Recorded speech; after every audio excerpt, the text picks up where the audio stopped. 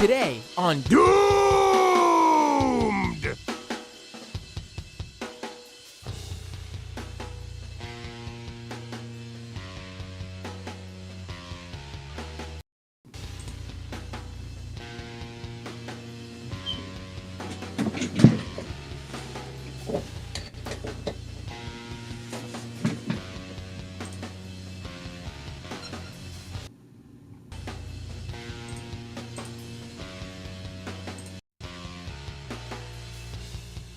Everybody, and welcome to Doomed. I forgot to plug my mic in, which is why I'm late with this intro.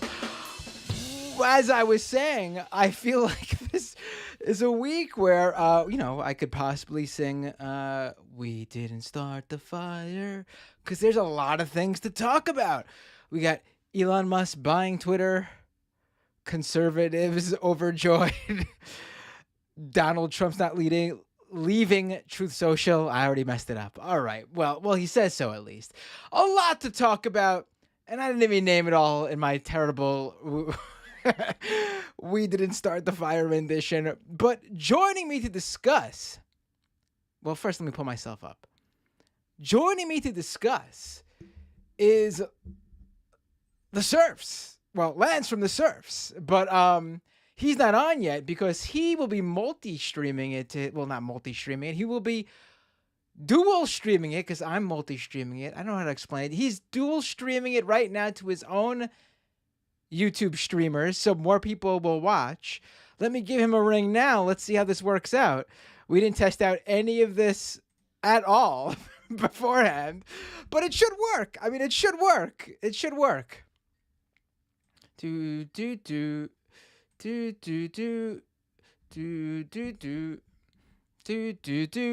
I'm calling him. He's not picking up. There we go. Let's see. Hello. Can you hear me? Hey, I can hear you. Can you hear me? First time. That's awesome. That's a big win for socialist audio, in my opinion. Hello. Oh, you can't hear me. All right. Hold on. Oh, wait. Can you hear me? Can you hear this? I can hear you. Can you hear me? Okay. Yes. Yeah. We're fantastic. This is awesome. I was just remarking on, like, every time I try to connect with somebody and they're lefty, we like have to do this hello for like 12 minutes. So this is awesome. Oh, we didn't have. Well, this time I actually, for my own intro, so this didn't involve you at all. For my own intro, first time ever, I forgot to plug my mic in. So I'm talking. I'm introducing everyone to the show, naming the topics, doing a little Billy Joel rendition actually, and no one heard any of it. No one heard any of it. Oh, tragic. I'm sorry, Matt. It's too bad. Well, Doomed viewers, Lance from the Serfs, viewers, hi, I'm Matt Binder. Everyone go to youtube.com/Matt Binder. Do you have that as your URL? I don't. That is, yes. No, that's right. youtube.com/Matt Binder. There you have it. Hi everyone. Subscribe. And I know you don't, you're big time on Twitch, so you can't do the dual thing on Twitch. But I'm also on Twitch, twitch.tv/Matt Binder. I know you got a lot of Twitch viewers, so why not give me a subscribe? Well, subscribe means pay. You don't got to pay me. You don't know me yet. Just follow me there. Just follow me there. Just do that. That's free. I hope they know you. I think there's a lot of crossover between our viewers. I hope so. But that also means then that a lot of your Twitch followers, if they do know me, have made the decision to specifically not follow me. I'm hoping they don't know who I am. How's life? How's sleuthing? How's being the internet detective extraordinaire? I mean, I gotta tell you, I live for this. I love it. Like, I think a lot of people don't realize when they're calling me, every name in the book, okay, groomer, that I like it powers me. It invigorates me. Makes me feel so alive. I love it. I'm like doing like the Ric Flair strut around the apartment. Oh, that's awesome. I agree with you. I like uncovering and using the truth, shall we say, the facts and logic. But this topic seems to piss a lot of people off. This is a hornet's nest, if ever I've met one, in What do In you mean? my well, I mean, we're Wait, obviously going to be talking about which one? libs. I guess we're talking about libs of TikTok right now, right? Yes, yeah, I'd say libs of TikTok more than anything seems to really infuriate people. And then I mean, Elon. I mean, we'll get to that as well. I think Elon's a little bit more interesting. I think it's pulling out some neat takes, to say the least, that I've seen from the internet so far. But libs specifically, this is a hot button issue for people on all sides, it would seem. Right. I mean, I had Taylor Lorenz on my show, my live stream last week, and I was talking with her about it. And I mean, the blowback she's received from conservatives over it. I mean, it really is amazing. It is something where it's like they want to be able to inflict on others, but the second they get a taste of what that feels like, it's the end of the world. How dare you, sir? How dare you? 100%. I feel that about basically right-wing reactionaries to a lot of things, especially censorship. Like they'll always talk about how there's all this vast censorship on tech of the right. And I'm not saying that there isn't censorship in general towards people, right? But as soon as you have a dissenting opinion they don't like, they're the groups that mass flag me. They're the groups that flag my channels and get my channels taken down. They're the ones that will like fill comments with like hate raids and things like that. Snowflakes. That's the word, right? Snowflakes. I mean, absolutely. I think that would describe them quite well. You know, it's not surprising. I've been doing this for a long time now and have been receiving, you know, I've everything they think they've thrown at me has been thrown at me. I've already had the worst. So I mean, how was the backlash from Taylor? Did that was that fierce? You know, I think I mean, to her or to me for having her on? Oh, to you. I know what she's receiving. I've seen the billboard. Oh, I'm jealous of the billboard. I mean, I wish maybe. Is that your bucket list? Is that the highest level of attainment? That's something I said before that I've experienced it all. Addendum. I have not experienced that, and God, do I wish. Please. Put me on a billboard in the middle of Times Square. Own me that hard, please. Own me that hard. Put my user handle in there as well. Yes, please. My face too, if you must. I mean, I should say that, you know, Tim Pool has once again, you know, he's the one who's responsible for that billboard. For those who don't know, there was a billboard in Times Square today that basically said, Taylor Lorenz doxed at Libs of TikTok. And I can assure you that most people walking by and saw that billboard, their first reaction was, oh, look, the M&M store. I mean, legit would mean nothing to the vast majority of people. I mean, that's something that I've noticed a lot with conservatives. They are so, and Tim Pool's gonna get mad, I lumped him in there with conservatives. Let me put it more broadly then. Reactionaries. He's a milk reactionaries. Yes. They are in a bubble to the point where they don't realize when they're speaking to normal people that like they don't like you can talk to regular average Joes and Janes about this stuff. You just have to change your language and explain in a way that you have to basically like start from like step 1. They always start at like step 2,225. Like they're already like throwing the lingo at them, talking about it as if they already know the baseline, and that's just not the case. And I can't speak for like the vast, like the overwhelming left, but the leftists I've seen get that. And when they talk to normal people, they start at that step 1 and walk them through like, hey, you might not have heard of this. Let me explain it all to you. With reactionaries, they are so in this bubble that they think people get what's going on from the get-go, and they just don't. I mean, case in point, nothing was more obvious than his last name is a mental block right now of his last name, but Conceptual James Lindsay, right? That's his last name. Lindsay. James Lindsay, and we could talk about it's spelled Lindsay. I don't know if it's pronounced Lindsay. I haven't actually heard his pronunciation of it, to be honest, but I think it's Lindsay, but it could be Lindsay. Either way, James Lindsay, whatever it may be. I tried to say both in one. He went on Dr. Phil's show to talk about critical race theory, and the dude was just throwing off like various CRT intellectuals and their a master's degree college course writing, like just like titles and like names of papers. Do you Yeah. think I'm not going to say the vast majority. Do you think 100% of Dr. Phil's audience, besides the other experts, like the pro CRT experts Dr. Phil had there as guests, do you think 100% of Dr. Phil's audience knew one fucking thing this guy was rambling about? Not a clue. He looked like a raving lunatic. But that's what I think he does, right? He likes to, he's unique in that, like, there's a lot of people like him, his contemporaries, that don't actually read the source material. He does. The difference with him is he doesn't understand it, but he has the references down. And so he likes to do that gish gallop where he'll go on a show and he'll just regurgitate the names of the authors, the titles they've read, or sorry, the titles they've written, but then he'll add his own interpretation of what they've said. And it's always just so off base. Like, he's fantastic at that. But even aside from that, he's speaking in that bubble. Like that Dr. Phil, like he had a chance to reach like the masses. Like he may claim he's got like more followers on Twitter or whatever, but those are in his bubble. Those are fellow hardcore political conservatives. He had a chance to reach millions of normies, millions of average people who are probably pretty apolitical or just not within any political bubble.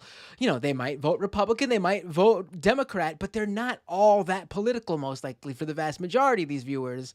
He had a chance to reach them, and instead, he literally sounded like those elite college professors ranting and raving about, you know, university level report, like college reports. Exactly what he warns about. I mean, that's what he sounded like. Like, I couldn't even, like, I just played it and that's all I could talk about, because why even like take what he was saying? Because no one understood. No one understood. Has he called you a groomer yet?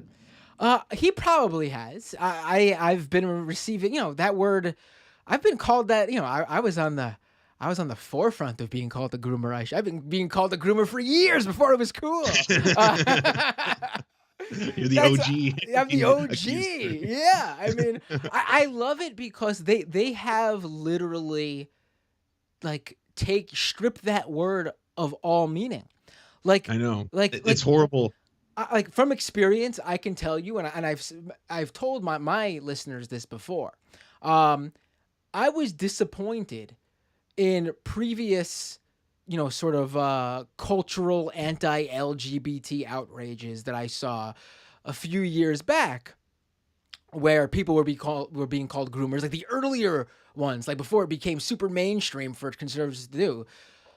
Like there were even some leftists who were afraid of being called that word. Like I saw people who followed me, like I'm not going to name names right now because I want to go back. If I did, I would go back and make sure that I had the right people.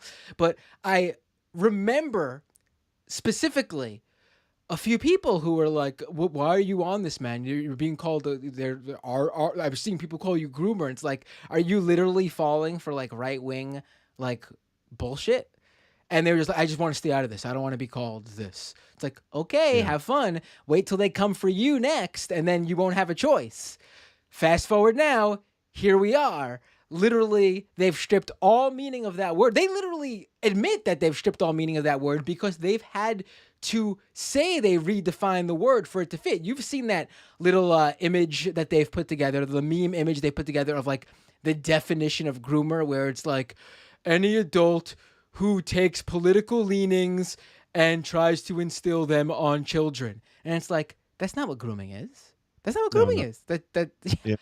That's like, I think that's done with political purpose too, right? Because ultimately, if you take something that originally means trying to coerce a child into a sexual relationship, you strip it of its meaning, you do what you just described, and then it just can be speaking to children about anything political in a school setting. You get to do that horrifying thing where they dehumanize certain groups, whether it's trans people, gay people, because you're associating them directly with grooming. And when anyone hears that, people who do know what that word means, it's like, oh, that means pedophile or pedophilia, and that's the worst thing you could possibly be in society. So now we've associated all of gay people, all of trans people, or just issues surrounding that with this. Right. Right. And they maybe it works in their benefit two ways. One way is that they get to throw that word at people and they get to in their bubble, that's what that word means. But then maybe more mischievously in a second way, being that it appears that whenever there's I would say I'm not going to let me not throw out a percentage, but a lot of times a politician ends up being outed as a pedophile. It turns out to be a Republican. So maybe redefining it works in that way for them too. They can't be called groomers anymore.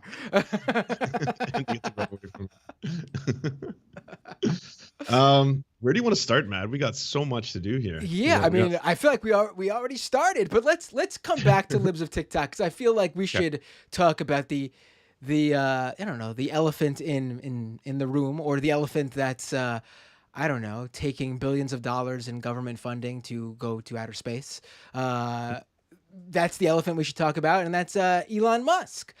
I want to talk about, first of all, how hilarious it seems to be that, we could segue into Elon Musk this way. I want to talk about how hilarious it seems to be.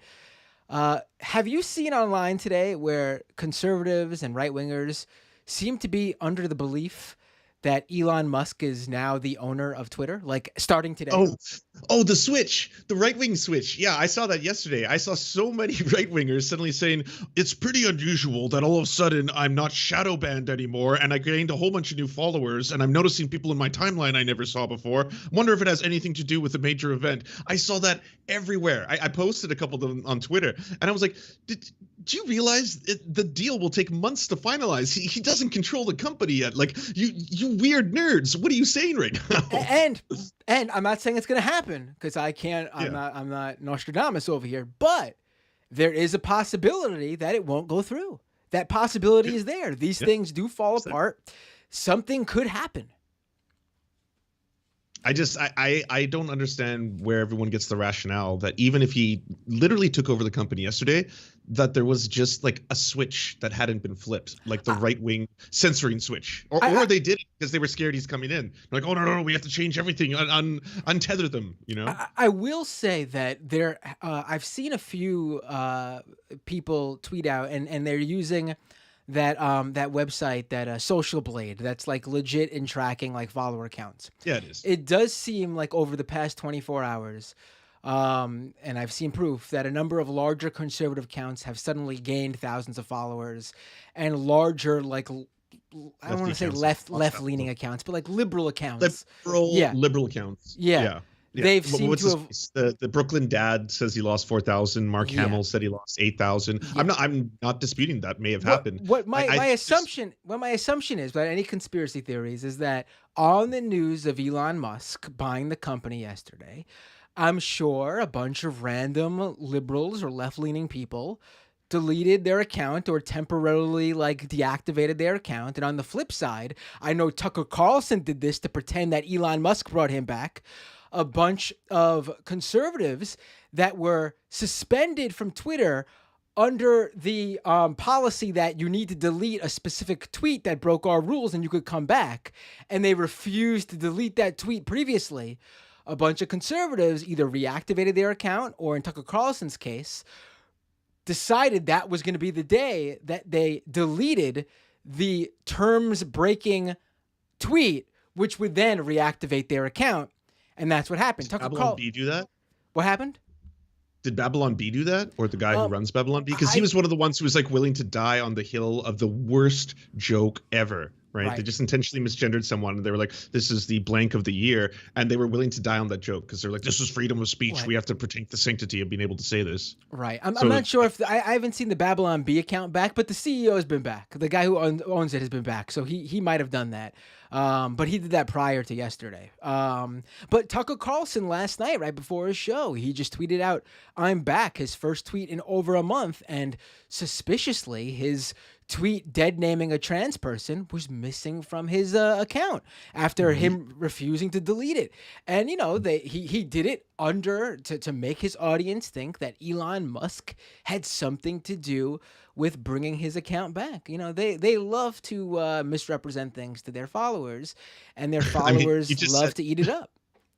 it makes it sound like they love magic. 'Cause the whole thing sounds really magical, right? It's like all of a sudden, oh yes, the Elon could take the company over. Suddenly, it's just bliss. And Right. what you just mentioned, by the way, that's not as bad as the people who have just been flash tweeting all the bigotry they can think of, as if suddenly they're in the clear. Like none of this is ever going to get me in trouble anymore. So here we go. Here's misgendering, the N-word, everything else is like boom, boom, boom, boom.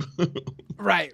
Yeah, it's the one I saw this morning because it was trending for a little bit, at least in the trends for you section. So maybe it was in my, my specific bubble on Twitter. But ivermectin was trending, and when I clicked, I thought maybe there was a new ivermectin report. Yet another one debunking the fact that it's a COVID, miracle drug, which it's not. And no, it was a bunch of conservatives going, "We can now tweet ivermectin can save you if you have COVID," and it's like, have fun doing that because you could still get banned for doing that. Yep, nothing's changed. Right. I feel like this is an old mention. And I do want to say this, like, I've been, I've not really tweeted about Elon Musk buying Twitter because it doesn't matter to me yet. It doesn't matter to me at all. My take on Elon Musk buying Twitter is that, okay, what's the worst that can happen? He kills the website that he paid tons of money for, or will be paying tons of money for. Like, to me, the worst case example that can happen to Twitter isn't like whatever people are worrying about, censorship or terrible people coming back. I mean, when Fox News bought MySpace, they didn't, I should say Fox, like the Murdoch, Fox, the larger corporation bought MySpace back in the day. They didn't kill it because they made it ideological. They didn't kill it because they did everything possible to make right-wingers happy on it or whatever. They killed it because they didn't get the social media business. They made bad business decisions and destroyed MySpace that way. That to me is what would be what Musk could do to kill Twitter. He cannot understand the platform, which, judging by his own tweets and words when he goes on stage at TED Talks and stuff, he very much does not understand the platform.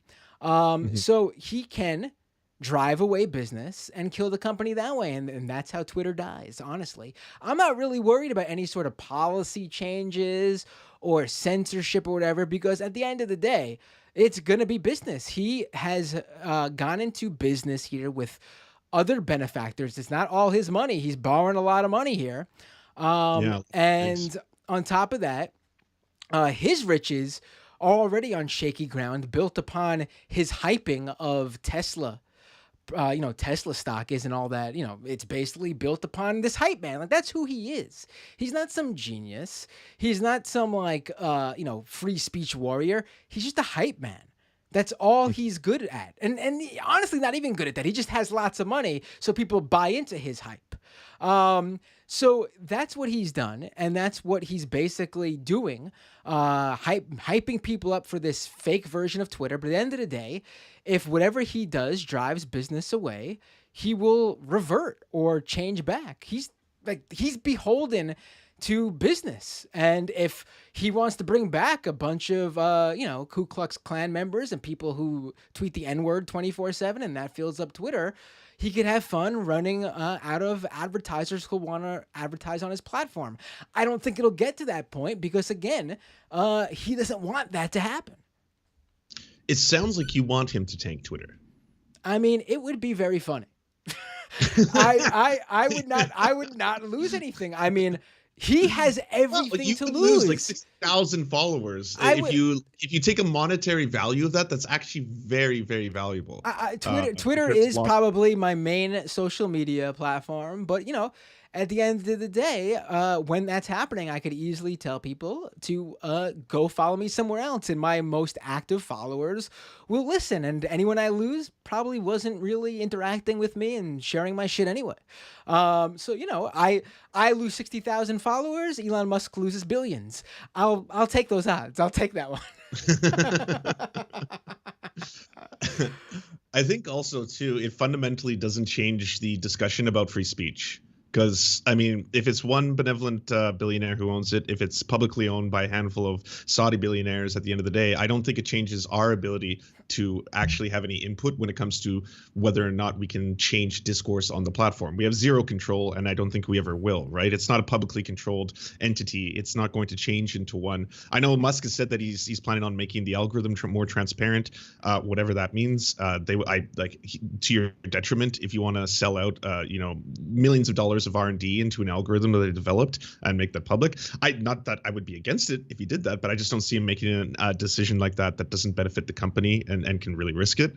And ultimately, yeah, every one of these corporations, every one of these social medias, at the end of the day, when people use them as the grounds to talk about free speech, it really confuses me, especially if you're a leftist, because ultimately you don't have free speech in a corporate environment. It's a small board of CEOs. It's their fiduciary responsibility to their shareholders, and that's what they care about. They're going to go along with what is going to be the most profitable to the company, what's going to make them the most ad-friendly, all that kind of stuff, rather than what is supposed to be in the, quote, public interest or stuff like that.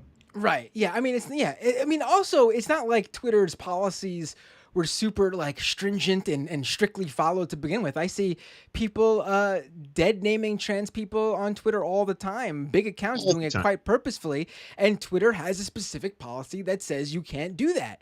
I mean, if they got rid of that policy with Elon Musk, there'd probably be an uptick. But it's not like it would disappear altogether.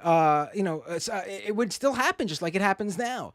There's a number of things that that are in Twitter's policies that they just don't act on now. So I mean, just removing them from the policies. I mean, if policies aren't enacted on them, what good are they anyway? I think libs who are freaking out over this end up sounding like the conservatives who cried about going to Parler, Getter, Truth Social. I mean, you sound lame like them. Like, just they ran away from Twitter because Daddy Trump got banned, and they tried to make 3 different platforms happen, and neither of them have happened. I mean, it is what it is. Well, I was trying to say, I was like, Parler is usable, but it's just a Twitter clone that's worse in every way. Gab is just Nazis. Like, anytime I've taken a look at I forgot about Gab. Telegram is fully functional. Yeah. Well, Telegram's like a completely different platform, and if there's any platform for conservatives to go to, I think Telegram's the perfect one. That's why I don't mind all the right-wingers going there, because it's literally like a walled garden. It's like the Apple App Store of social media apps. Like, you have to join a specific group, and you only speak to people in that group. Normal but don't people. You think the appeal of Twitter is the fact that we all interact with each other? Is the fact that, like, you will clash heads with a whole bunch of conservatives and vice versa, and liberals and even lefties will lobster each other all the time too, right? Like, that's part of the reason we all are so addicted to it and log in, because it's like, oh, well, how could they say that? It's my turn now, and vice versa. Right. There's a reason why Twitter is the social media app that literally makes news all the time. Like, you don't hear ever like a reporter broke the news on Facebook. You never do. Never. Yeah. Because Twitter is built that way. Like you said, you can easily, you could have 5 followers and your tweet is viewable to everyone on the platform. They just need to find it. And if someone with 1 million followers finds it and they retweet it, you are now in front of millions of people just like that. There's no other social media platform that does that. So, that does make Twitter quite powerful, and that's probably a reason why Elon Musk wants it. But at the same time, at the end of the day, there'll be another social media app that takes over if Twitter fails, like Parler, Getter, Gab, Truth Social. They haven't succeeded because A, they're all horrible platforms, but also B, Twitter's still there and it's servicing the vast majority of people. If Twitter was to fail, then there would be an actual opening. But that hasn't happened yet. So why would any of these platforms take off where, again, 99% of the people who want to use Twitter can use it? Mm-hmm. I'm just curious. Facebook easily. About the... No, go ahead. No. Okay, I was gonna say, I'm just wondering what you think about the echo chamber effect of that, though, because you're like, I like Telegram because they can kind of just be in their own little bubble, and if they want to be transphobic or whatever, hate filled, all that stuff, it's gonna resonate within that one little vacuum, right? But in the case of Twitter, everyone interacts with everyone else. There is no, outside of blocking and muting people, there is no, this is this one area, this is that one area. And do you not see or think there's a benefit to that, or do you think it's better off if people just form social media bubbles in the other way? Well, I think when it comes to Telegram, if you're going to a specific Telegram channel, you're already probably pretty far gone. Being, if you're joining the Trump JFK Jr. 2024 Telegram group, I don't think we're reaching you. We're not gonna be able to get you off that ledge. Let's put it that way. So if they're just in there talking amongst the things that are posted in a Telegram channel, they don't leave that Telegram channel. Like, yeah, someone could screenshot it and share it off platform, but it's not shareable in the same way a Twitter, a tweet is via a retweet or a quote tweet. Even Facebook has shares. On YouTube, you can your channel can share other people's videos in like the community tab. There's various ways to share other people's stuff on various different methods. But on Telegram, you're basically just talking to other people who are already just as insane as you are.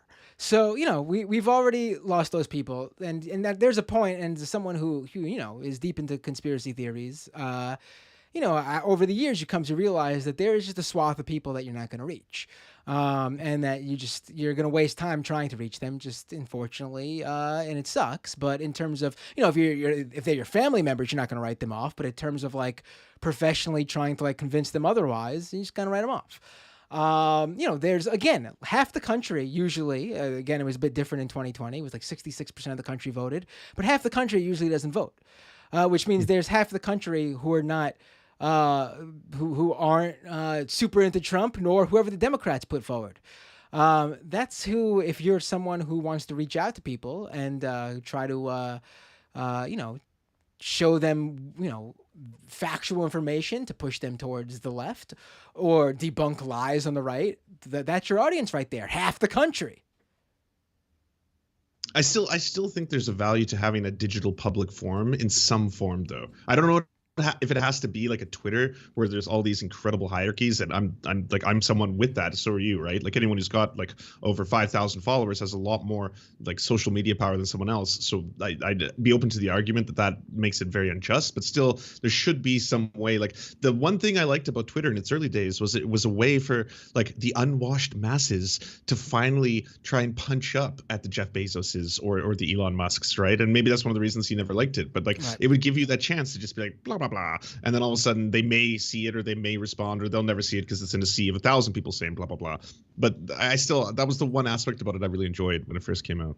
Right. Well, I mean, I think Elon Musk, if he ends up buying the company and controlling it in 6 months, if everything goes through, I think he has good reason to let that continue. He would lose that free speech mantra that he's going by. He would definitely lose a large percentage of the Twitter user base, and then business will not be booming anymore. Like, again, that's all that matters. The how much money Twitter ends up making, and his purchase price is already greatly overvaluing the company. Twitter does not make that much money comparatively to like Facebook and Google. They just don't. It's never been a major moneymaker for the influence and size of the platform. It's always been speculation, hasn't it been? As in like the share value is inflated to the point where people see value in having 200 million regular users has inherent value in that. But the company itself through ad revenue doesn't make it. I'm assuming compared to like the same situation worked out with YouTube, where the cost of hosting everything for the YouTube streaming platform was so much more expensive than its ability to produce money through advertising. But right. it has value. I mean, let's put it this way: for as important in the space we're talking about, we're really building up Twitter to be important in this space. For as important as it is, it's the only one of its size that Elon Musk could have got the money together to buy. He could have Mhm. never bought out Facebook, never bought out Google, YouTube, even TikTok, because ByteDance ain't selling. TikTok is incredibly valuable to them. And you know what? It wouldn't surprise me if I don't have the numbers in front of me, but if they're not already making more money than Twitter, I would not surprise me if they start making more money than Twitter very soon. There's a clear monetization line there for TikTok that was never that obvious for Twitter. Yeah. You know, it was the only one available for him to buy. I'm not saying he doesn't want Twitter specifically, but if he did want another one, he couldn't afford it. Yeah, fair enough. I agree with you, especially in the part where you were mentioning about different people freaking out about this. I think the same thing is true in the opposite direction. I don't know how much tea you like to spill on your shows, so if I'm name dropping too much, just be like, oh, well, we're not going to address that. But in a figure like Glenn Greenwald, for example, I noticed Glenn Greenwald is somewhat jubilant about what is happening right now and the current takeover. In my opinion, he has been someone who's been very adamant about the free speech aspect, while simultaneously at the same time being more concerned about the team sports element, where we've got Elon Musk. He's coming in here and look at how all the libs are freaking out about it for reasons, right? And he'll go list those. But ultimately, he's very excited at the possibility that this person is going to make this more free speech, that they're going to either allow big names to return or change the dialogue so that we're no longer so concerned with these issues of, say, gender and race and things like that, right? That's kind of been the focus. And to me, it kind of just it feels, again, like just ultimately this isn't, or it's never been about free speech. That's never been the issue. It's about which benevolent billionaire is going to play better with my team or better with the people that I consider to be on the Elon Musk. We've seen what he does. He Tesla fired a employee who was posting videos of their own personal Tesla and the errors they experienced while trying to use the computer system on it. There have been, black employees of Tesla who've come out and said they've experienced, institutionalized racism throughout the company. Hardcore racism. Yeah. Hardcore racism. Yeah.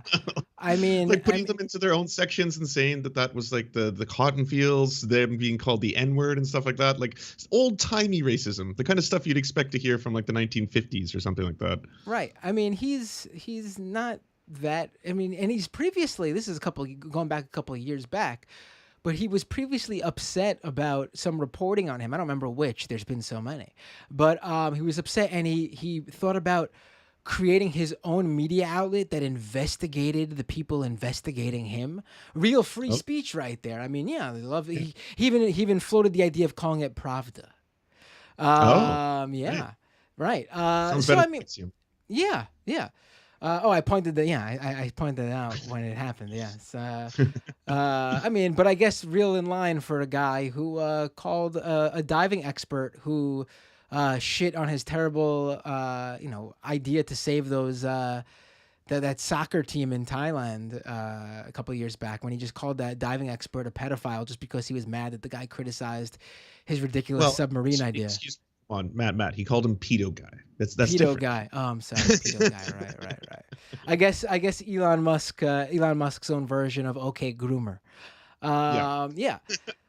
I mean, I think worst case scenario is he kills Twitter the business, and then Twitter dies that way. I mean, that's I mean, policy wise, I mean, it'll probably revert if he does make any changes. It'll probably look much like Facebook or YouTube's policies, like any specific Twitter policy where they were a little bit more, on the ball with, again, dead naming trans people. Twitter was a little bit more stringent when it came to their misinformation policies.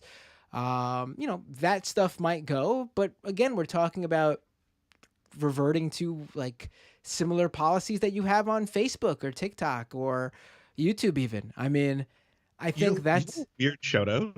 TikTok, of all the platforms I've experienced, has been the most diligent with addressing things like hate speech directed to trans people. Like entire accounts not even allowed to come onto the platform because they happen to be groypers or like Crowder or things like that. Like I don't know why that is, because I'm not saying that in any way a Chinese corporation is going to be inherently more pro LGBTQ, but that's kind of been my anecdotal experience on TikTok. I have not seen that. I mean, I'm sure perhaps they're good in certain aspects, but to me, the most obvious way that they're not good at that is that there's a huge hate account that uses their trademarked brand name, and they can easily shut that shit down, and they haven't. They could easily go. Oh, you mean the Libs of TikTok? But it wouldn't. But the logo of Libs of TikTok, I think that falls square under parody law. They have it's clearly trademarked. They have trademarked the name Libs of TikTok with the word TikTok in it. Yes. The Babylon Bee Media Group has Ahaya Rychik. They have trademarked the name Libs of TikTok as a media organization. Really? Any brand would immediately jump on that and get that name thrown. You can't do that. You can't do that. No. If it was like Libs of Huawei or another Chinese corporation, right? Is it something to do with American and Chinese copyright laws? Like, is there a reason? No, because TikTok's an American-based outfit. I mean, they have a parent company, ByteDance, that's in, but TikTok's headquarters are in America. They are an American-facing platform. The TikTok in China is not the same TikTok. It's a completely different platform. And I mean, that's why you don't come across any Chinese users on TikTok. It's like they basically have a clone platform in China that's basically the same thing, but just completely separated. So they're obviously aware of it because of how newsworthy this is. They're just doing anything to fix it. Last week when I spoke with Taylor Lorenz, she confirmed that they are aware of it, and they are sort of straddling what to do based on the fact that, they don't want some sort of right-wing outrage campaign, I guess, against them. But to that I say, you already got a right-wing outrage campaign targeting really the heart and soul of your platform. I mean, you go on TikTok, the LGBTQ community is the heart and soul of TikTok. I mean, you're not going to find, it's like what Tumblr used to be, except video form, in terms of how strong that community is on that platform. You won't find anything similar anywhere else. And, if they cared about their user base, you think, I mean, in my opinion, they would, at the very least, make sure this media outfit that's now attempting to trademark the name just couldn't use the word TikTok anymore. And I think, honestly, that name, Libs of TikTok, has been incredibly powerful and important to the account getting as big as it did. Like, if it was just like Libs gone wild on social media or something like that, it just doesn't mean it doesn't hit as much. It's that punch of like, conservatives already hate TikTok. They know it has a user base that's very young, very progressive, even though it may not be political, but they lean progressive. Large LGBTQ user base. They know what's going on there and how they can target it, and it's already hated because of the connections towards with China on the right. So Libs of TikTok, what a great name to rile them up. It just has a punch there that, like, if it was just like, them crazy libs, just wouldn't. There's 100 million accounts like that. There's cringe accounts that have been going after liberals and social justice warriors for SJW cringe compilations and stuff like that. And they never got as big as this account, and the account's not doing all that much different. Although I will say those cringe accounts usually stick to the mocking and trolling aspect, whereas Libs of TikTok is taking a more direct, this is very serious activism, go after these people approach. So that's one difference. But I also think the name of the thing is a major difference here. I really do. Mm-hmm. Yeah, I'll agree with you. You just had a write-up in Medium about them and the latest discovery, I think, about Mashable. furries. Mashable. Mashable, sorry. Yep, My no problem. apologies. No. And how they had fallen for an r/drama scam, trying to fool people into thinking this was part of a school curriculum. Right. Is that one still up, or has that one been taken down? Because in They the have- Mashable, I didn't know if it was a screenshot or if they'd actually used the actual Twitter account. Right. I have both in there just in case. They have kept it up so far. In fact, hours after my report published, the Daily Caller published a report on Libs of TikTok's tweet, reporting it as if it was true without even acknowledging my debunk that was published hours earlier. Wow, that's how easy it is. I mean, I have, for people who don't know, basically yesterday, Libs of TikTok sent her followers after an entire Austin, Texas school district online. They represent, I believe it was 125 schools in the Austin, Texas area. And the reason they did so is because they were sent, they threw the word allegedly in there, and that's probably why they've kept the tweet up, because they probably think that legally covers them. And it probably does to some extent. I'm not a lawyer, but that is a word that gives you some leeway. They wrote that allegedly parents were sent home a flyer explaining that it's Culture Month in this Austin, Texas school district, and that this week your students will be learning about subcultures, everything from goths to furries. And they were sent home worksheets about create your own fursona, your own furry personality, and also a furry word search. And so Libs of TikTok tweeted this stuff out, did no due diligence whatsoever to do any basic legwork to confirm what this is. Again, 1 million followers on Twitter, now being funded by a conservative media outlet, as announced by the conservative media outlet, the CEO of Babylon Bee, and just posted this out. And so I did a little bit of digging. I called the school district.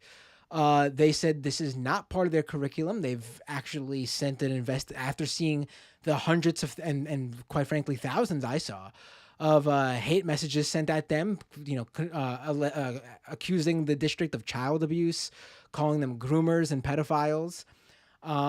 They could not find any of this material in the curriculum. They went so far to make sure it wasn't being taught in any emotional support, teacher, teachers who, focus on emotional support and things like that, counselors. It wasn't being used at all in the district. They could not find any trace of it, not in the curriculum. No one used it. And so I did a little digging and I found that there is a forum that basically is an offshoot of the old, R drama subreddit. Basically the R drama subreddit was shut down because they were causing a little bit of mayhem on Reddit, and so Reddit basically froze the group, and so they created an offshoot website called rdrama.net. And weeks before Libs of TikTok tweeted these fake documents about furries being taught to second graders in this school district, weeks before that, this forum that's basically full of trolls were basically having a victory party over posting this material on Reddit and fooling some people. And so they basically admitted in this post weeks before, again, I want to stress that this was already out there, that this was a bullshit troll job. They were admitting that they created this campaign about furries being taught to second graders in this Austin, Texas school district. And I mean, couldn't be more clearly fake than that. And so, the report went viral. And basically what right-wingers are going at now, Cassandra Fairbanks, right before we went live, I believe she now goes by her married name, Cassandra McDonald.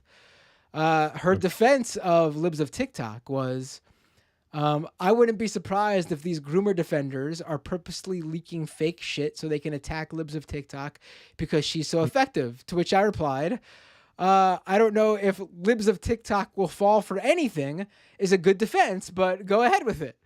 And then she came back at me with, it was plausible because you people are so damn degenerate. I've seen worse that was real. And so I replied to that, yes, we were wrong, but that makes us right. I mean, that's the argument. That's the argument. I mean, they're falling over themselves over this. That's wild. I don't think people realize sometimes how so many of these things start out on the internet. Like, I don't know if you know this, but the kink at Pride, it's a yearly debate. It happens whether or not there's a concerned plot on 4chan. But there was a 4chan plot from a couple years ago in which they specifically took pictures not from Pride, from a completely separate event that takes place, which is supposed to be 18 plus adults only, but it's usually centered around kink and that kind of gear and all that kind of stuff, and showed kids holding hands with grown men in dog gimp suits and things like that. And the whole thing obviously is very visually alarming when you first see it. And on 4chan, they posted that and said, everyone, start spreading all over social media that this is happening at Pride. It's endangering children. Use terms like, how could you let this happen? And all this kind of stuff. And sure enough, that going out there was enough for it to suddenly spiral into becoming full-blown discourse. And the whole thing, like from inception all the way to delivery, had its origins on 4chan. It was all part of an online plot that worked out. And it sounds like this is one of those similar things where if someone like a Libs a TikTok account is unaccountable, because they really are, it's just one person running a Twitter account that's now amplified by the biggest name in news on Tucker Carlson, and now you're saying it has the financial backing of the Babylon Bee. If they're unable to do a modicum of research, they see a story or they see a link to something, right away it's like, I associate this with the most horrible things on the planet. Here we go. This is blah, blah, blah. And then boom, it's out there and the school district's getting harassed and there's no accountability. Right. It's funny. What really wraps this all up in a nice little bow here is that they attacked Taylor Lorenz for doing the most basic due diligence as a reporter, getting all this information, having this information in front of you, and doing everything in your power to just confirm the information is accurate. What Lorenz did that bothered them so much is she went to an address connected to Rychik, the Libs of TikTok account owner, and she's knocked on the door simply to say, hey, are you the right Chaya Rychik, the one who runs the Libs of TikTok account? That's all Taylor Lorenz wanted to do. That's all she wanted. Funny enough, the person who answered the door didn't give her any information. And then Glenn Greenwald went ahead and confirmed it for her the following night, which I fucking love. I love it so because it bothers him so much.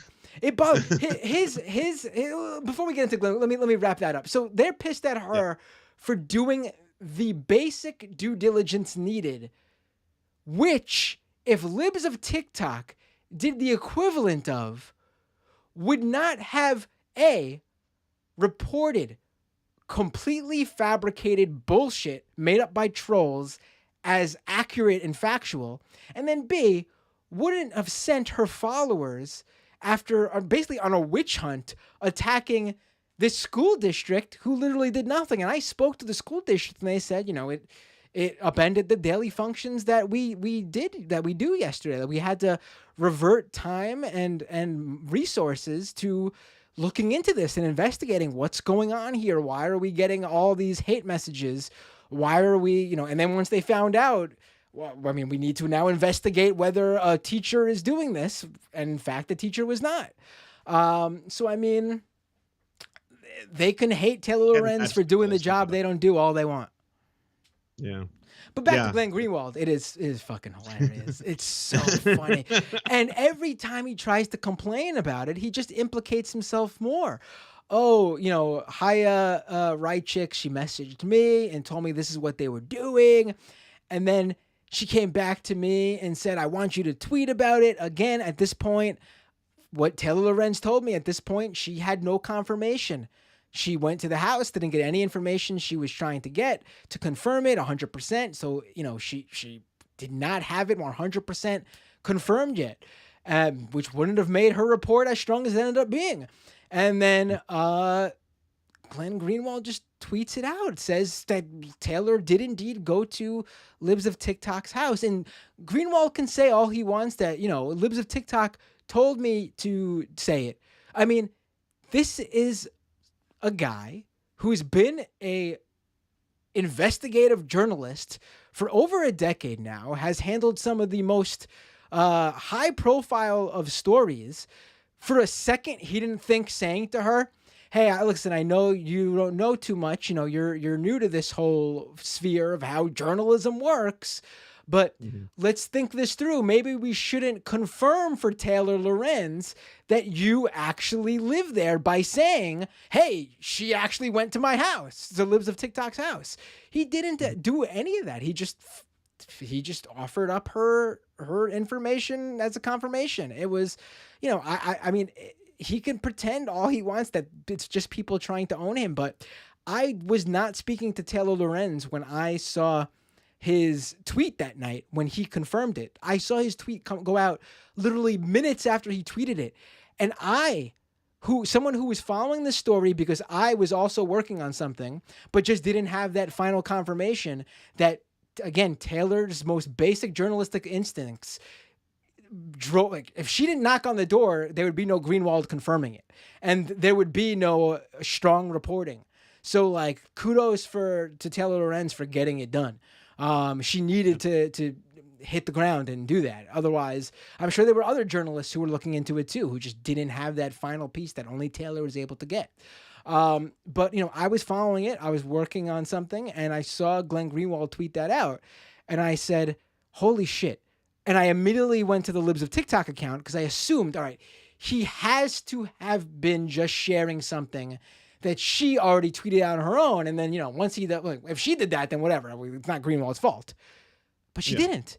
And then I immediately checked, all right, maybe some other like hardcore right winger that like Libs of TikTok could be connected to. Maybe they tweeted out, and Greenwald is again just giving secondhand information based on what they already shared. Couldn't find a thing. After looking and searching, and Greenwald confirmed it now too, he was the first person to do that. Which means, A, not only did he confirm the information needed to, out her as the person behind the Libs of TikTok account, he also confirms that he had a direct line to this account. Like, he's directly chilling with this account in the DMs or something, or has her phone number or whatever it is. I think he said it was over DMs to be accurate here. I mean, I don't know. I don't usually interact with, anti-LGBTQ hate accounts as if we're buddy-buddy, but maybe some people are different. Differently inclined. Yeah. I don't know if you saw it today because he went off on another tangent on Twitter saying once he saw the billboard that Tim Pool had put up about how Taylor Lorenz is trying to play the victim card when she's really fucking jealous. Oh my God, aggressive and all this please. stuff. But like, what really bugs me about his angle on the story is that he keeps saying that like what's wrong here is that a Taylor is specifically going after an anonymous citizen. And if we are at an age where journalists that work for the biggest corporate institutions, the Washington Post, owned by the Jeff Bezos, and he always mentions Jeff Bezos, WAPO, in the same sentence, right? These horrible corporate oligarchs, if they're capable of doing this and outing individuals who are simply trying to bring information to the public arena, the public domain about culture war issues that no one else has the courage to talk about, this is very dangerous. And the other day, I don't know if you saw this, he posted an article by Vanity Fair about Peter Thiel and what is coined the new right. And the article just goes into a lot of detail. It's a fluff piece. It's a fluff piece for every single person who is a part. Like, they all agree to interviews. The whole thing is very, very charitable to them. And he posted about it saying, finally, an article discussing the right that doesn't like try to say I'm on the good side or isn't biased. Here's a great example. Jeffrey Bezos retweeted him. The Jeffrey Bezos retweeted Glenn Greenwald, and then all of a sudden was like, you're right, great article, no cartoon characters, thanks for the information and reconnaissance. And then Glenn responds with like, the great thing about this article is how it doesn't have biases or something like that. And I was like, this is like the institution and the dude you have been saying is the reason why it's like this whole thing was beyond the pale, that it's not newsworthy. And to me, it couldn't be more newsworthy. Like when I think about it, not only is this private account that has gotten multiple teachers fired, falsified that they are groomers or pedophiles, in some instances doxed them and their phone numbers, was colluding with the press secretary of Ron DeSantis to actually impact policy, and has gone on the largest news program, aka Tucker Carlson's news show, multiple times. How is this not news? How is this not newsworthy to you on any level? Like at what point do you draw the line here and realize the unbearing hypocrisy of your statement? The account is being constantly cited by various large conservative media outlets. Like you mentioned, there was a connection to, I mean, the account had, by their own admission, a direct line to the Texas Attorney General. They've previously tweeted that out. And then on top of that, you have Ron DeSantis' press secretary constantly interacting with the account. I mean, it's no coincidence, in my opinion, that the two states to all of a sudden be gung-ho about pushing all this anti-LGBTQ legislation are also two of the states that seem to be that have administrations that are most closely tied with this account. Like, it couldn't be any more clear that this account is influencing what shaped the culture war. Yes, and I mean, and that's what they always brag about too. They always say that, like, it's just shaping the culture war, right? Know? And the account had something like 600 or 700,000 followers when Taylor Lorenz published her report. That's a lot of followers. I would say anyone who has that many followers is just, by that, is automatically in the public sphere. I mean, it's that simple. I mean, come on now. And then on top of that, now it has like 1 million followers. I mean, one thing they like to do, I've been seeing that today, is like they're thanking Taylor Lorenz for the attention that pushed them over the line to get those 1 million followers. And to that I say, and I said this on last week's show too, number one, the account was going to get that many followers anyway. I mean, it was like the right is in love with this account, so it's going to continue growing. No, who cares if it happened a little bit faster? The real implication here, the real importance of Taylor Lorenz's reporting and knowing who's behind that account, is there is an extremely obvious and distinct change in what and how that account is tweeting now. Just look at the tweets from before the Washington Post report and look at the ones after. First of all, half the tweets, not even, I would say even more, it's like 75% of the tweets have been self-referential now about Libs of TikTok itself and Taylor Lorenz outing it. So you already have the account no longer spending as much time going after innocent parties on LGBTQ youth, which they've gone after, teachers who dare to teach about LGBTQ issues in school. So you already have them ignoring some of that, which is already a win. And number two, they are being very, very careful about what they tweet. They used to send out multiple videos per day, just, not even thinking about what they were doing. Now they're being more careful. Hey, the one I wrote a report about that was posted yesterday, she took the time to write, I was sent this alleged information, or whatever her exact wording was, but it was allegedly. No longer like, the Austin District Council are a bunch of groomers, like they would have said previously. I mean, they have a deleted tweet. The Trevor Project, literally an organization that runs a suicide prevention hotline for LGBTQ youth. I discovered a deleted tweet from the Libs of TikTok account where they quote tweeted the Trevor Project and said, the Trevor Project is a grooming organization. You can bet your ass that they will never be tweeting anything that declarative again. Yeah, I completely agree. It's a brand now, right? It's a full-fledged operation. There's no more mistakes to be had. Although you have discovered some of the most incredible ones. The one where it's just straight up like the name of, it's like the home address. No, not a home address. It's the school address mixed in with the phone number, mixed in with the personal email, mixed with all the things that like everyone is espousing is the rule. Like, this is the line we don't cross. We do not do this. And to be totally frank, I agree with that. Like if I had a conservative teacher who I disagreed with, I don't think it's proper for me with a big account to post the name of the school, the phone number of the school, all that kind of stuff for a variety of reasons, chiefly amongst them that the whole school could get harassed because of that, right? This is like in the case of the furry tweet that you just reported on, it sounds like the school just gets inundated and they have to stop their regular activities that day as a result of it. Right, right. I mean, it's listen, she can easily just call the school herself and act as a concerned parent if she wanted to and say, I came across this. Is this true? But that would be too easy. She wouldn't get the attention. She wouldn't foment exactly what she wants, which it really isn't about any individual. Like, they don't really care about the individual teacher. It's literally about eliminating LGBTQ people from the public eye. And even further, completely eliminating them. I mean, that's really what this is all about. There is nothing. So associating them with pedophilia, associating them with like dehumanizing them and making them the worst things in society, so people will be justified in committing acts of violence towards them or legislating against them or worse. Right, right. I mean, that's exactly the point. And, you know, you think, though, that you would do at least a little bit of legwork, even if you were going to go that route, just to confirm that, you know, what you're getting everyone all riled up about was actually true. I mean, I guess you would assume that because that's who we are. But people on the right don't seem to be that. I mean, like I said, not only did Libs of TikTok, Chaya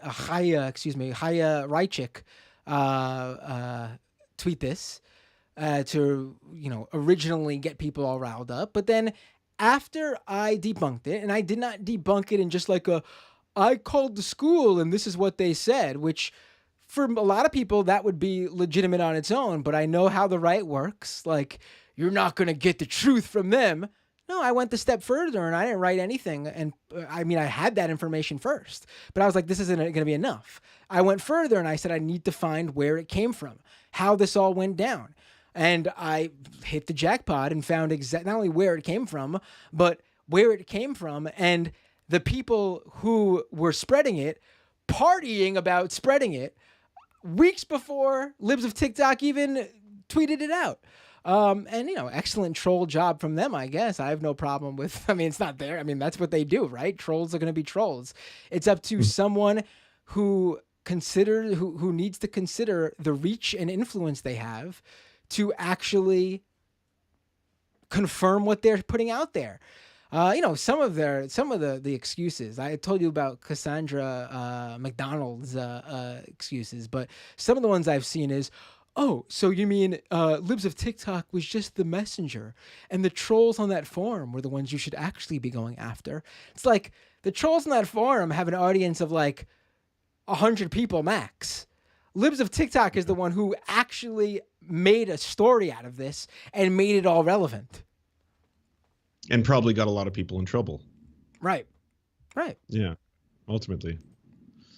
Where do you see the Libs of TikTok going? Like, are they just going to be a household name? Is it going to expand into, because like well, okay, you know how you said that they've kind of deleted a lot of their most egregious tweets. I was accused when I first started making that thread on them of not including the videos themselves, and by a lot of people. And they were like, the reason you didn't do that, Lance, is if you had included the videos, they would have been very incriminating. But I specifically chose the videos that they still had up, and I put it into like a YouTube video afterwards. But I've watched those videos in full. There's there's things that you might not be comfortable with just because it may be beyond your understanding of LGBTQ plus issues, or maybe something in which like you're just slightly, well, okay, I don't really understand what gender fluid is or gender non-binary or anything like that, fine. But there's zero evidence in them of anyone trying to solicit sex from children or trying to coerce children into sexual relationships. Zero. And of the ones that she's left up, two of them, one which is a teacher who basically says that I came out as trans in between when the COVID lockdown started until now, and now I wanted to come out to my students, so I approached them and I explained to them, I'm trans, this is why you will use she, her pronouns to me. That was it. That was that whole clip. And that's one of the ones that is still up there. The other one is Pete Buttigieg's husband, who's giving a group of students, and at the worst, you could say this is cringe. And if that's all Libs of TikTok did was like, here's cringy SJWs or cringy Libs or cringy trans people, I would be fine. Like, I would be like, fine. There's those are a dime a dozen, the like, you know, the SJW compilations. But as Pete Buttigieg's husband, who I am no fan of Pete Buttigieg, not here to defend him, who's just saying to kids, hey, let's do the Pledge of Allegiance, but instead of to the flag of America, it's to the rainbow flag. And that's it. And they do the Pledge of Allegiance and they do it's the rainbow flag. And it's like, look at him grooming children. And again, there's nothing in there about coercing those kids into sexual relationships with him. And to leave that up, that's one of the ones that's still up there. Like, in some ways, I was curious why there haven't been more lawsuits to this point. There haven't been more people claiming, libel or other stuff like that. Right. I mean, I'm not a lawyer, but I do know that America has very open laws when it comes to what you can say. Like, it's incredibly hard to get to take someone and win to court and try to claim libel or slander. That's why celebrities and such try to get news organizations their lawsuits against like various news outlets or like gossip rags. They try to have it happen in like UK court, because over in Great Britain, it's very easy to sue people for libel and slander because they don't have the same sort of First Amendment, freedom of the press protections over there, and in other countries as well. US it's very difficult here, so that might be one reason.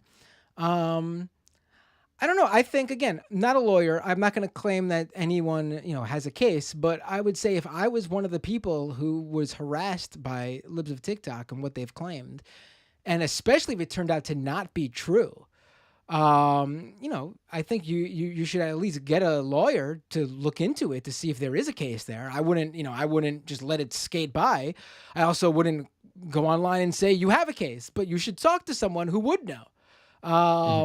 This is, it's not that cut and dry, to be honest, with what they're doing. Like you said, like there's always been these cringe accounts that mock people and laugh at them.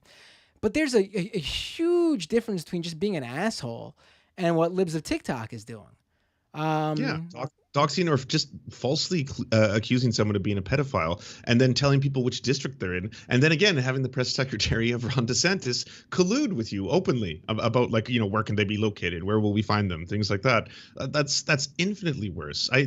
I have no problem if people make SJW cringe compilations. Again, there's hundreds of YouTube channels that do that, hundreds of accounts. I've never once said that these people pose an imminent danger to other people by saying, look at these losers, or look at whatever you want to say, right? That's so different.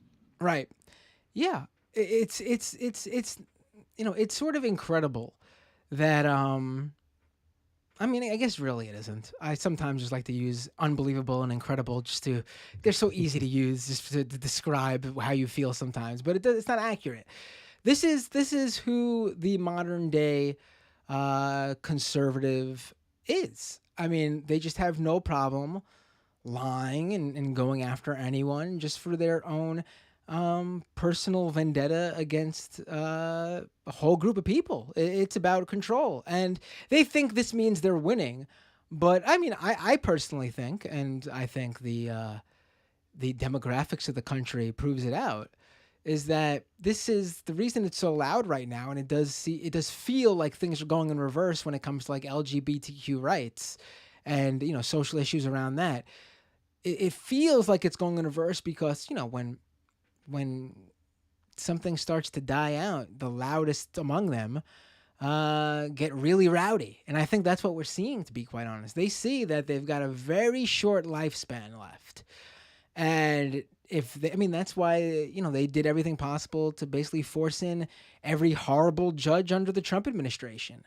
This is their one of their one last shots to have any sort of political relevance based simply on demographics. I mean, it couldn't be more crystal clear in like a few decades how different this country is going to be. And this is their lashing out.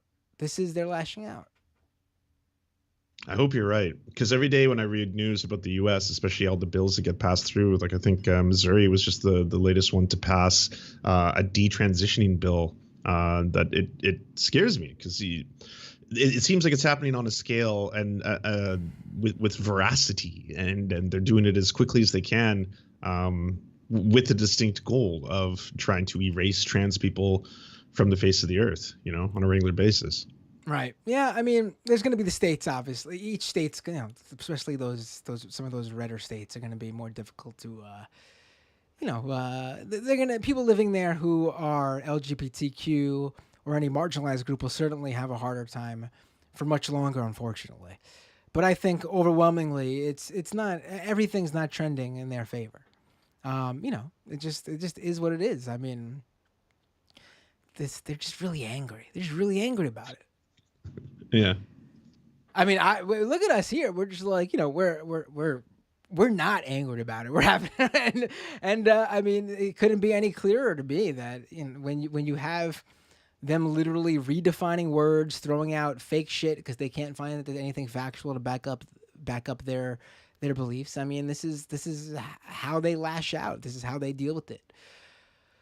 They're literally partying over Elon Musk. Elon Musk buying Twitter, as if anything will really fundamentally change them. Maybe they do believe that, which is sad, really sad. Well, I mean, he could bring back Trump. There's that. Well, Trump already said, and obviously you don't necessarily have to believe Trump. He's like, I don't want to. But he said he's not going to tweet. But you know what? I mean, I'm not believing him for the fact that he said it. But if he actually starts using Truth Social and there's some sort of traction on there, even just among his own user base, like his own fan base, I should say, I mean, that automatically makes Truth Social worth something.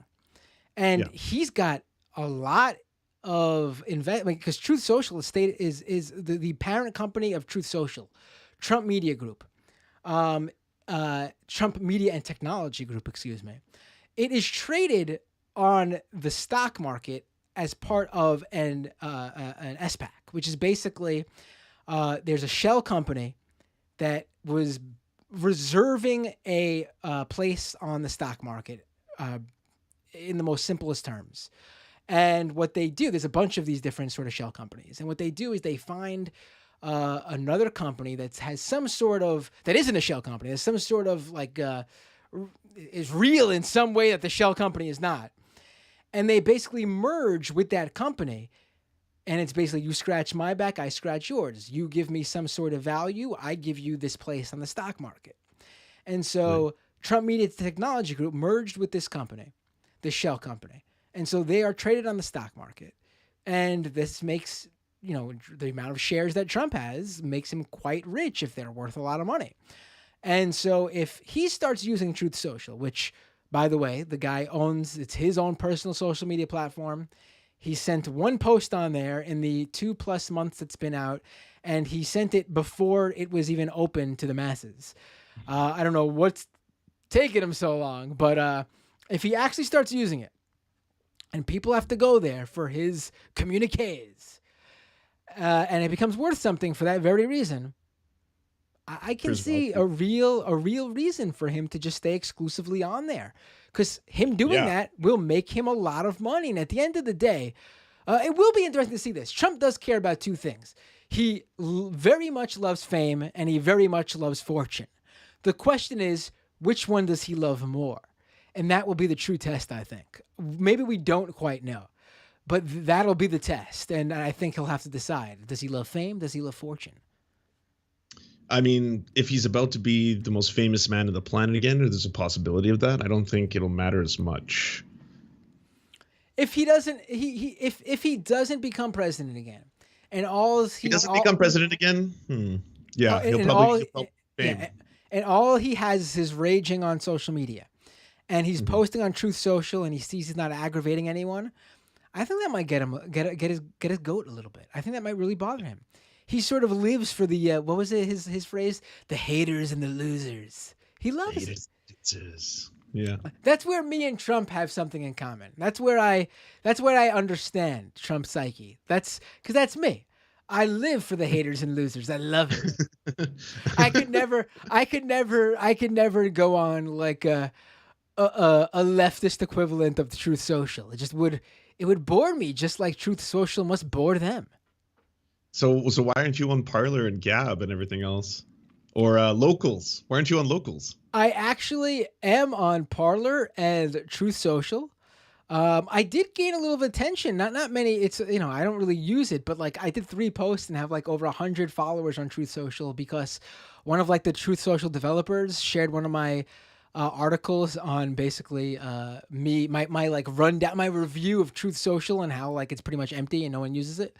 And so like there are a few people. I will say this: you'll see, and it's true. You'll see a lot of right wing influencers like Dan Bongino say, I tweet on Twitter, it gets 200 retweets. I truth on Truth Social, and I get 2,000 retruths. And it's true. The larger right-wing accounts do actually get more engagement on Truth Social.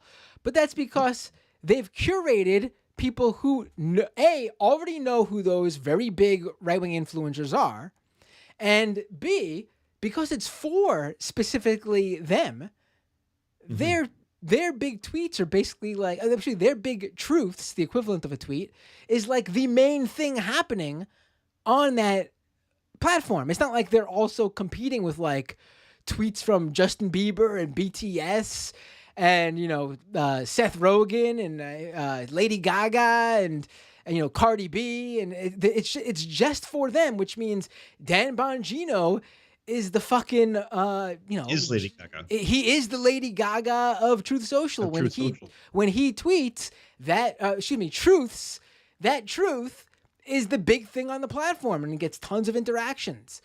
That's basically why. If you're just a regular average conservative on Truth Social, few tens, hundreds, maybe a few thousand followers on Truth Social, you're not seeing all that much engagement. I've checked myself. You're just not.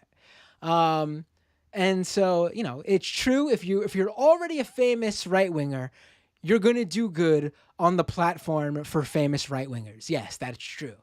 But if you're just the Republican base, Truth Social is probably going to not do much for you, and in fact, you won't even have the lefties on there to shitpost in the replies on. I don't know. It sounds like a nightmare. I crave the salt. Yeah, and so they think they bother me when they brigade me, but in fact, I would be really bored without it. So if it wasn't for them, I probably just wouldn't use Twitter as much. And the most fun thing, I love doing this so much because it's truly great. They hate being ignored.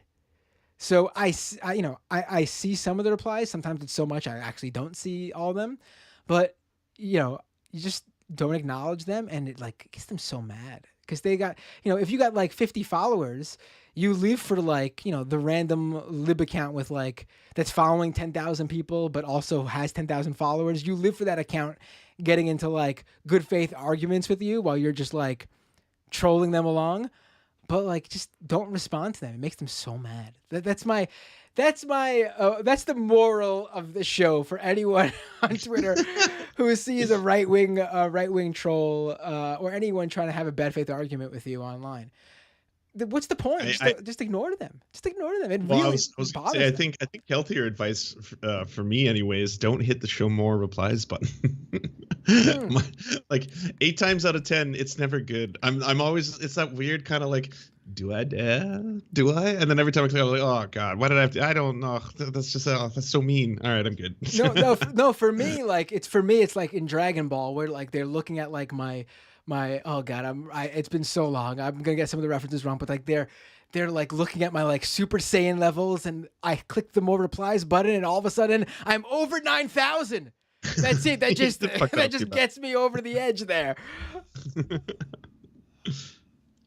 Oh man, this was a lot of fun, Lance. I think this is the first time where on my show, I've thrown some questions at you, but I think it's the first time on my show that someone has thrown at least the same amount of questions back. It's like we were interviewing each other, more like a real discussion. It was quite great. You're very easy and fun to talk to, Matt. I'll say that, but also I guess I'm just I'm kind of used to having a normal discussion, because you go on some people's shows and I feel like they've got 20 questions ready for you, but that's it. And it's like after they've asked the first question, you respond, they move on to the next one, right? And then it's just like, well, we're not really having a dialogue here. You're basically just, we're doing a dialogue tree. I'm basically like your NPC for the day, and then I'm gonna answer it. But no, I agree. I appreciate all your work too on your sleuthing, because every now and then I'll see like a reply to, or I'll usually find one of the things you've done because Glenn Greenwald is big mad about it. That's usually what I see. Yeah, I mean, it's weird because listen, I wasn't a Glenn Greenwald defender, but I was someone who did have great respect for the work he did, and I was able to. And I think there is a, you can certainly still think that the NSA stuff and his work in Brazil and the stuff he did was legit. And I Oh, I was think someone. it's seminal, and I still do. I won't Yeah, take that yeah. away. There's no, It's yeah. the shittiest thing. I feel like I have to preface with that every time I speak to someone else on the left about Glenn Greenwald. Just like, and I just want to be clear that obviously everything that he did with the Operation Car Wash, the De Silva, all that is incredible. It's amazing work, but ultimately we have to acknowledge that he is no longer pushing for the values of the left, and instead has gone on some very weird right wing tangent. But like, yeah, that's Right, but see, that's the thing. That's the difference, though. Like we're able to like that gives us legitimacy. Maybe that doesn't mean anything to the people on the right anymore, but you know what? It means something to me, honestly. Like I sleep very well at night, and I know my kids, will if they even understand what I do for a living one day, they'll be quite proud of my work because it is something that I think it's important. I can criticize Glenn Greenwald, think he is turned into honestly a mockery of his former self during that period of time where he did that great reporting on NSA and his work in Brazil. And I can acknowledge that while still criticizing the shit out of him.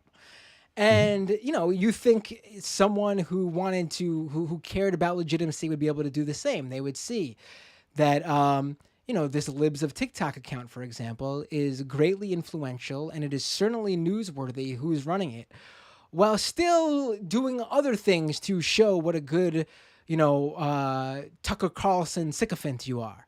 But apparently he can't even acknowledge something so basic as that, to the point where he goes against his own previous words about anonymous accounts and how important it is to know influential people who are trying to hide behind an anonymity. But what can you do? I sleep well at night. Maybe other people don't, or maybe they do. It really doesn't bother me. Again, like I said, I live for it. I'm doing the Ric Flair strut all around the house every day when I. Woo! and the Lord's work. Well, thanks so much for having me on, Matt. That was an absolute pleasure. No, I appreciate you coming on, and we should do something more often. I think I've been on your. This is your first time coming on here, which I apologize. And I'm not. This is, don't worry. This is maybe the second or maybe third time you've had me on there. This is the third time now. Right. So let's do one of those crypto things. I got a lot to talk about in the crypto world. Yeah, I do a lot of things. Listen, I every now and then I'm like, every time I see a story that like, not only, every day is, I tweeted earlier today, every day is a gift for the scam economy, which is the name of my crypto show. But even more so, it feels like there's even an uptick in like the combination of my worlds. Like there's my following right-wing reactionaries and far-right movements world on Doomed. There's my crypto industry calling out Web3, NFT scams on Scam Economy. But like every day they get closer and closer. And then you just get a story like today with Madison Cawthorn, where he's Joe Biden coin. he's been implicated possibly in some insider trading when it came to a Let's Go Brandon token. It's just, I mean, he's had a bad week. He's had a bad week. I've had a great week. Let's.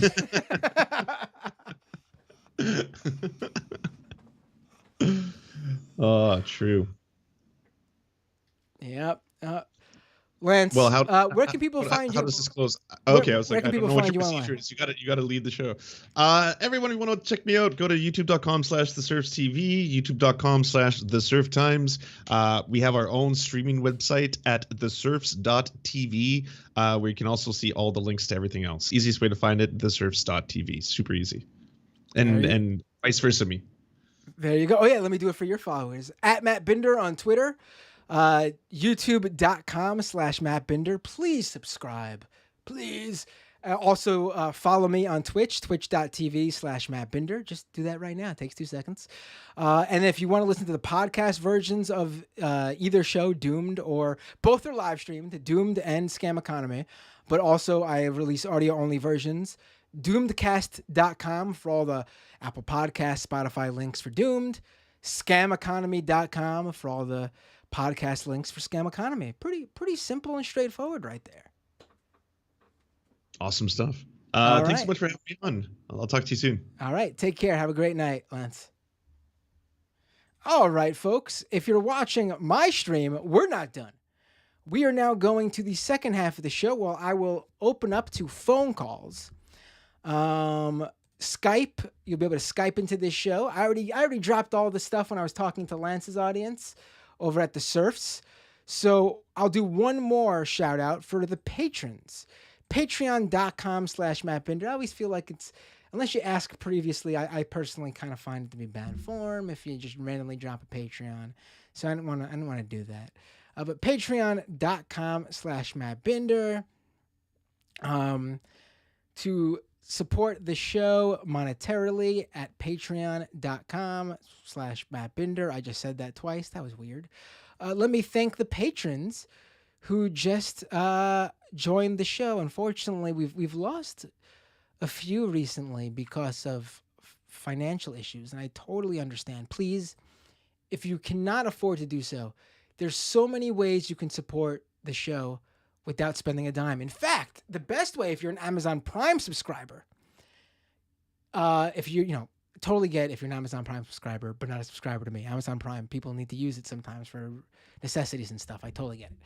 But you get a free Twitch Prime subscription. Basically, every month, Twitch gives you a free paid subscription, meaning it doesn't cost you anything, but Twitch pays the streamer you subscribe to something.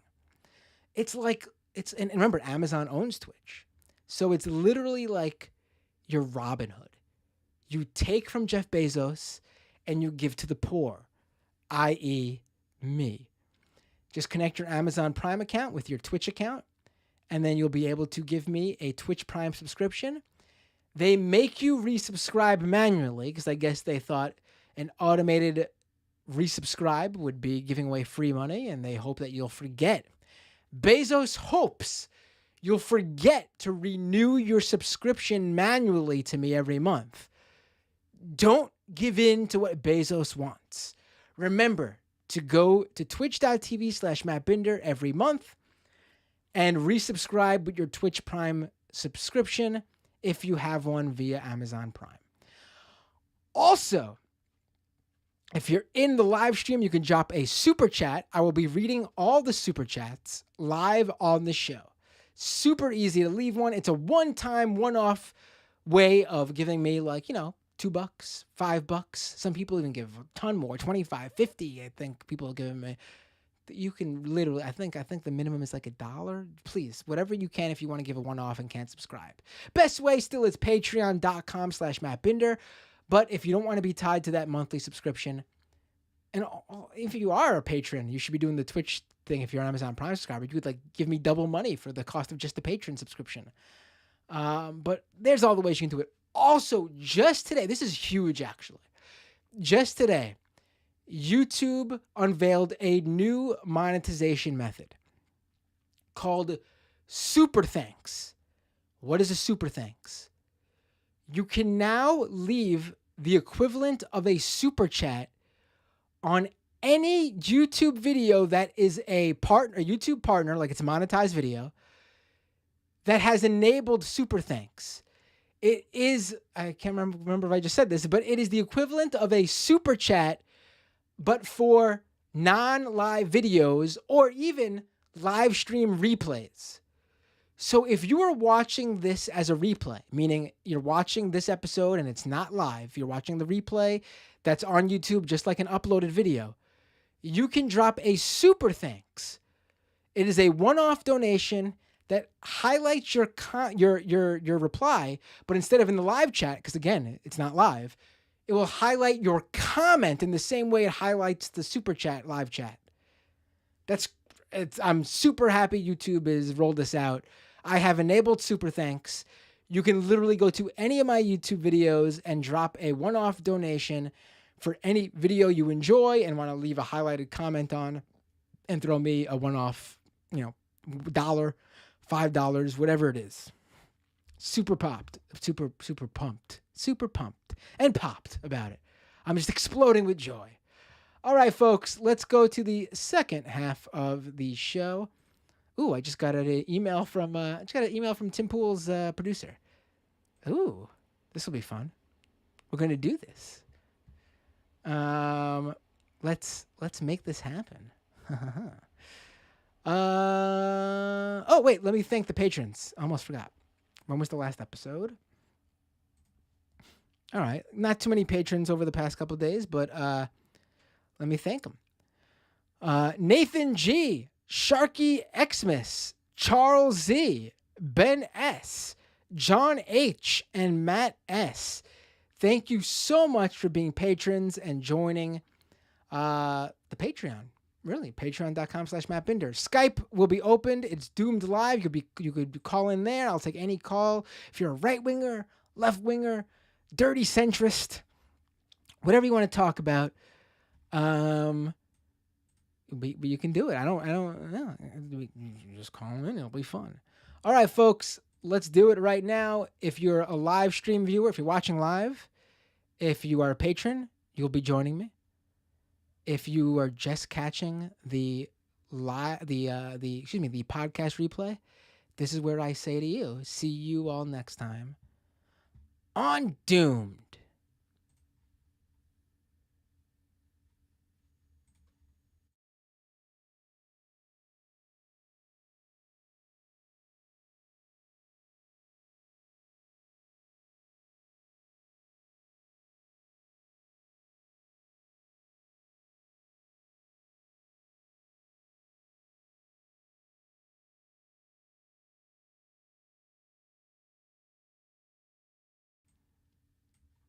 We are back. Hello, everybody. I'm opening up the phone lines right now. And then I got to read this. I'm not going to read anything personal, but because I maybe unlike other people, I do respect non-newsworthy private chats. Obviously, I am a reporter, so if you tell me something that's not specified off the record, it's on the record. But if it's just a private, personal chat like this is, I respect that. Let me let's see.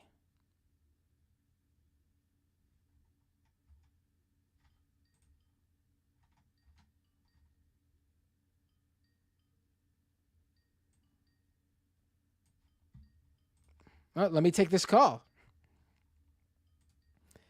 Hey, what's your name? Where you calling from? Hey, Matt, it's Dave from Jamaica. How are you Hey, Dave from Jamaica. How are you? Not bad. So that was a pretty good interview. Or interview. Yeah, that was really good. I would like to do more of those. That's how I try to make most of my shows.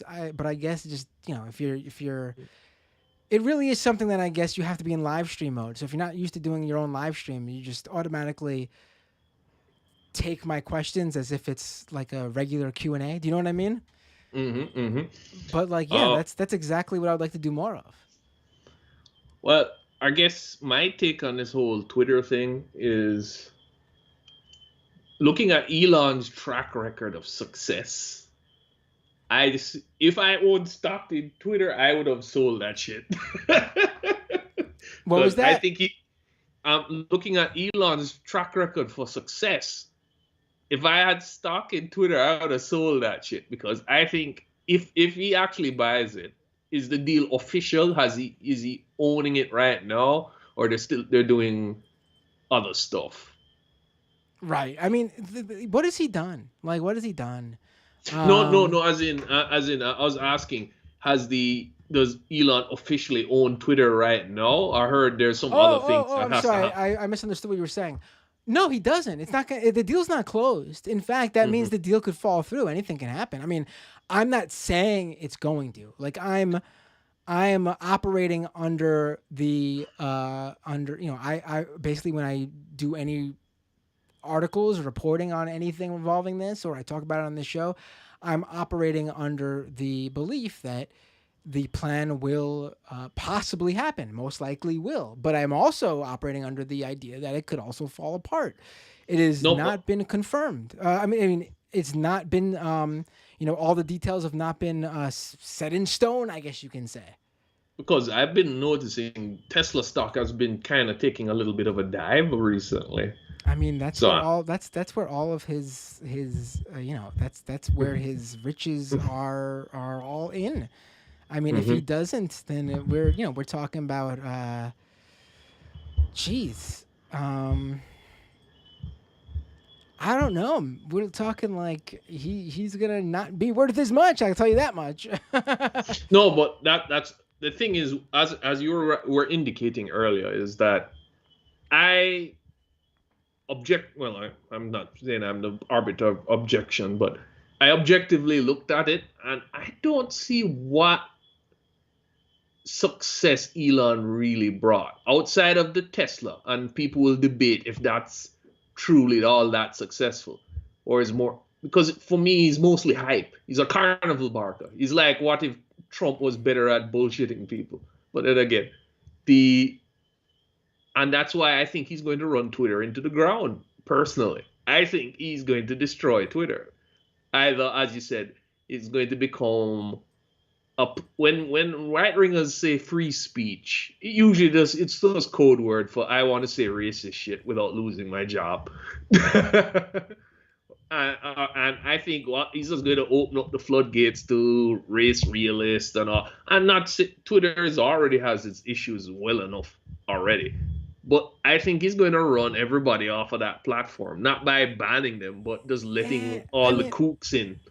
People will just not enjoy it anymore. I don't even want to give him that benefit of the doubt yet. Like I think people should wait. I think like the idea that he is going to actually give the right what they want is like also very funny to me. Like it's just not like it's in the realm of possibility, obviously. But it's also not set in stone. I think they will be surprised. The right will be surprised at how much he actually gives them.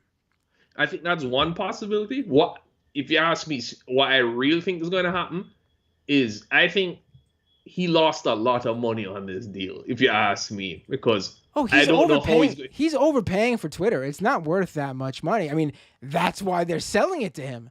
It's a once in a lifetime offer probably for them. They would never have got that offer from anyone else probably.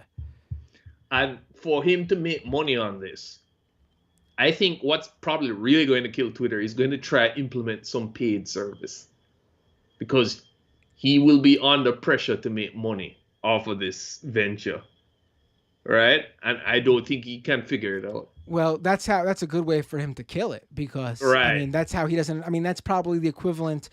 Like a lot of people are trying to compare this to things. This really is the greatest analogy we have is probably going to end up being when News Corp, Fox, Rupert Murdoch bought MySpace. Again, they didn't do anything ideologically to it. They literally just didn't understand the social media business, and they just ruined TikTok. What am I saying? They ruined MySpace. And as a result, users fled MySpace for other upcoming social media platforms at the time, like Facebook. Advertisers then in turn fled MySpace, and MySpace died a very slow, agonizing death. I suspect something. I think this is a similar thing is going to happen. I mean, He's going to. that's probably the more likely scenario, which is why I think liberals, anyone who is fleeing Twitter or even like taking part in like the oh my god, Elon Musk's gonna do this, you're giving this guy too much credit. You're giving this guy too much credit. What will fundamentally end up killing Twitter if it does fail will be just his bad business sense. The guy is not good at anything he does. Even PayPal, that's where his money came from. PayPal was a flailing company until someone, I forgot who, but it wasn't Elon Musk, someone who had some connection to PayPal worked out a deal with eBay to make PayPal the official payment platform of eBay. And eBay was huge during this time period. And that's what literally saved PayPal and made Elon Musk all of his money. Like, the guy has literally stumbled his way into success story after success story. Tesla is built on hype. SpaceX is built upon government funding. The guy is not. You look in your home, like I'm not saying this to commend any of these people, but you look in your home and you will find products made by, Google, Amazon, Apple, Microsoft, even Facebook. You will not find, the majority of people will not find anything connected to Elon Musk. Here's the thing. Even with the EV fame, right? I just came back from the gym, and the personal trainer I'm working with, he's planning to buy like an EV, but it ain't no fucking Tesla. He's buying like a Ford, like that's a funny thing too, and I think that's like Tesla, without a doubt, is the leader in that space right now.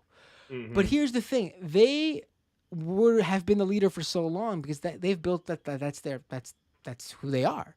They've built their entire, and again, Elon Musk didn't mean, he likes to pretend he founded Tesla, but he didn't. He acquired Tesla. He's not the founder of Tesla. Exactly. But that's been their space. They got in early, and that's what they do. The second any of these major car companies, and you're seeing they'll more eat their and more, food. He's going to eat Tesla's food. They'll be destroyed. yes. Like in my opinion, if you don't already have a Tesla, I mean, that's it. Like that's their user base.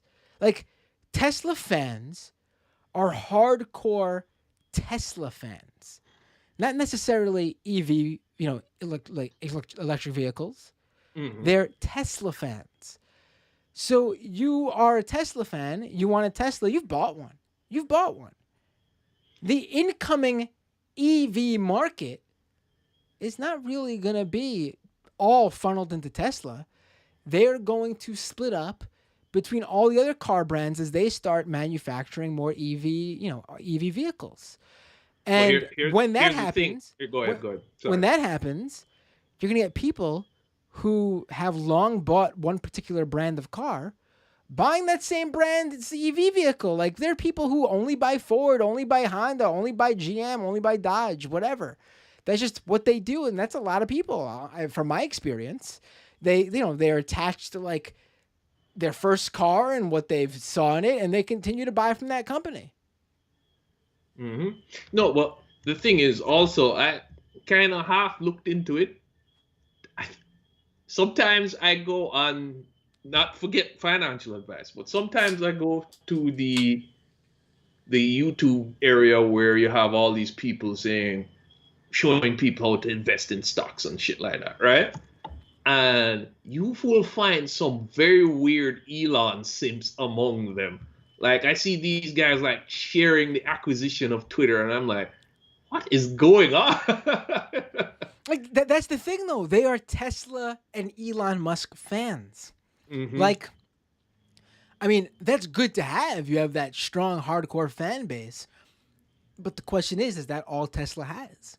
And I think that's all Tesla has. And it might be. I mean, I think that too. We have to wait for proof, I think. But I think they're heavily overvalued. That is 100%. That is 100%.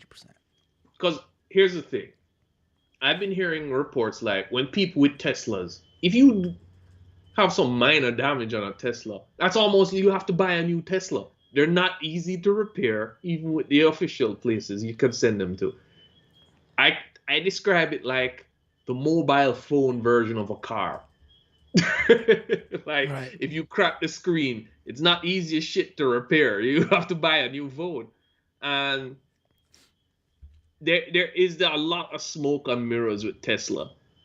And I guess what shocks me is the amount of suckers out there buying it, as in not the car itself, but buying Elon Musk's whole smoke and mirrors.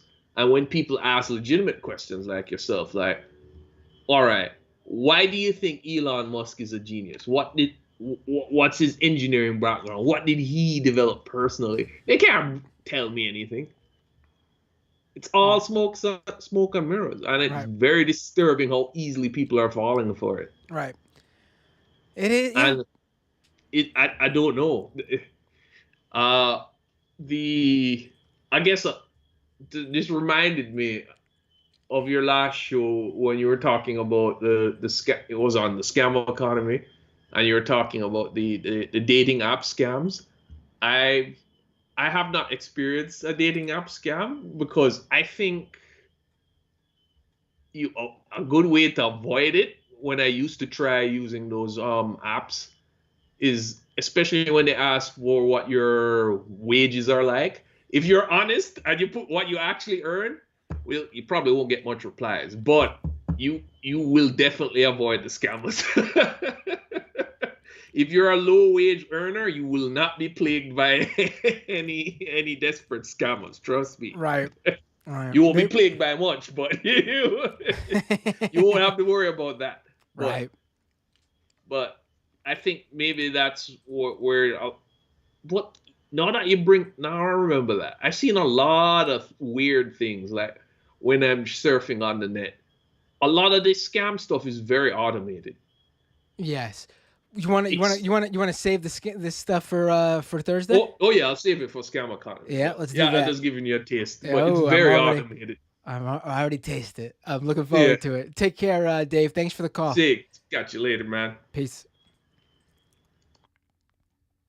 Bloop bloop. Again, that Skype number. Just type in Doomed Live. You will see the username and just call in. I there's no screener. If you want to troll me. You could do that if you'd like. I mean, I'm not gonna. Hey, what's your name? Where you calling from? This is Spocko. Spocko, do you hear me? I can hear you. Yay! Oh my God, a good connection with Spocko. Though the stars must have aligned just right. Yeah. And I'm only calling in so I have the fabulous voice for some of the fans. Yeah, and for anyone who doesn't, I feel like there'll be a point where I'm gonna just have to stop telling people this. But for anyone who doesn't know, this is the lovely intro voice of Scam Economy. Thank you. Don't stop telling people that. That's the only PR that I get. There'll be a point where everyone knows, but until that point, I'll continue to tell people. What would you like to talk about, Spocko? Well, Elon Musk. So, and actually, I have quite a deep connection, and I don't want to get into the point of defending Elon Musk or his intelligence or whatever. But I media trained Elon Musk back before he was famous. Did you met him in real life? Oh God, yes. I worked for him. He paid me. So I have some real experience with him. I actually have videotape of my training with him. So, but the thing is, are you able to publish that, or is there some sort of clause that you can't?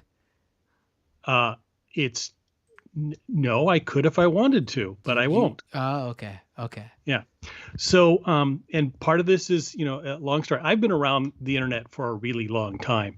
So, one of the things that I want people to know is that you are oftentimes watching somebody who has gone through a tremendous amount of coaching and training to get where he is. And then when you become really rich, you can change the rules. And the reason I say this is because the first business that I worked with him on was something called Zip2. And what it was basically he was trying to do Craigslist before Craigslist.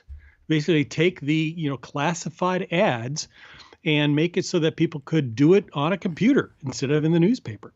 And he had some, technology behind that.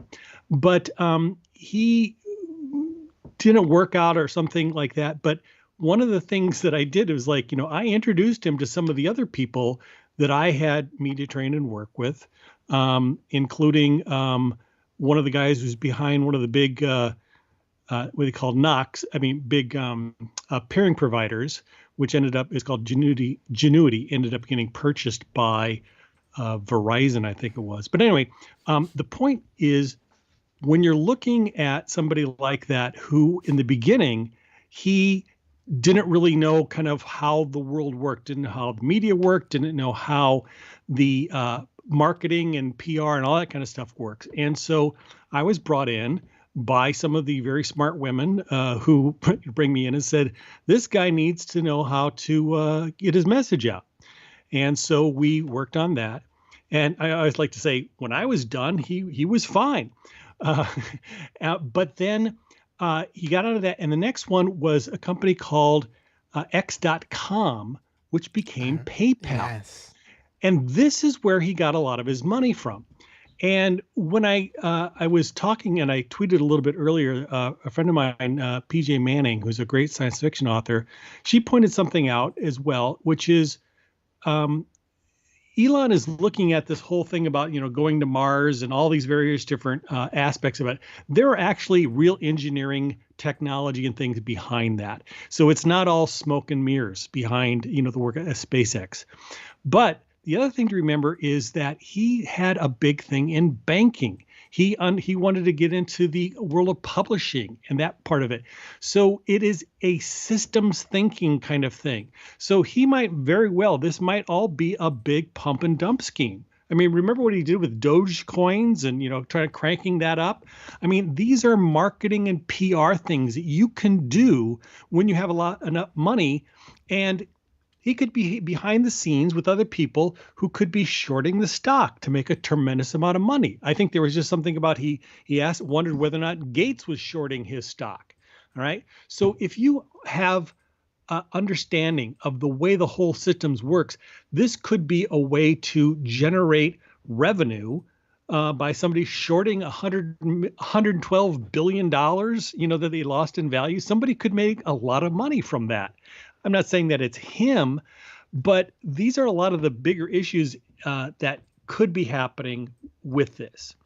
I think one of the things that I learned working with a lot of the venture capitalists in Silicon Valley, and I think I've mentioned this before, I also trained the founders of Google and Sheryl Sandberg and some of the people that I work with at the time, incredibly smart. They're really, really smart. But they also aren't necessarily smart in all the same areas. All right.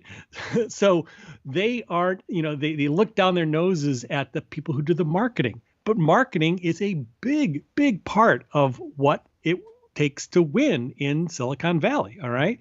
So, if you understand that, and you understand kind of like the trolling thing and the, attention stuff like that, you can use that to hype your brand. All right. You can use that to, get these kinds of, attention. And as somebody else had responded earlier, he had a tremendous amount of government contracts that he had done. That was me who said that. So, yeah. Using the government, the part that I think that, and again, I was watching all the various different comments about Taylor Lorenz that you were talking about. And somebody had talked about how that school, and actually I'm curious about this school district in Austin, because there may be a defamation case that they can do to go after what happened to them. And in that last article that I wrote about Facebook, I listed a number of different law firms that do specifically defamation cases. All right. And there are other legal ways that they could do this. And it's interesting that you said that they're being smart now, but their previous ones, they weren't being smart. OK. And so those previous tweets, people could say this was irresponsible on their part and they might have a case. And again, I'm not a lawyer, but it doesn't always have to be a legal case. I mean, there are other ways that they can have besides a, criminal case. There could be a civil case, and there could also be other ways that they could, pay attention to this. And that's, segue. I really liked Lance. I mean, he had a lot of great comments that I want to clip one of his comments, from the show tonight, because I thought it was really a great summary. But one of the things that I really want to think about is when we get pulled into these discussions and we're calling it free speech, I'm actually thinking it more of a discussion about how it's being used to intimidate, harass, and threaten people. And that's the part of it that it's not free speech. It goes over into unprotected speech. And a corporation, whether or not it's a private platform or not, they still exist in a world of laws.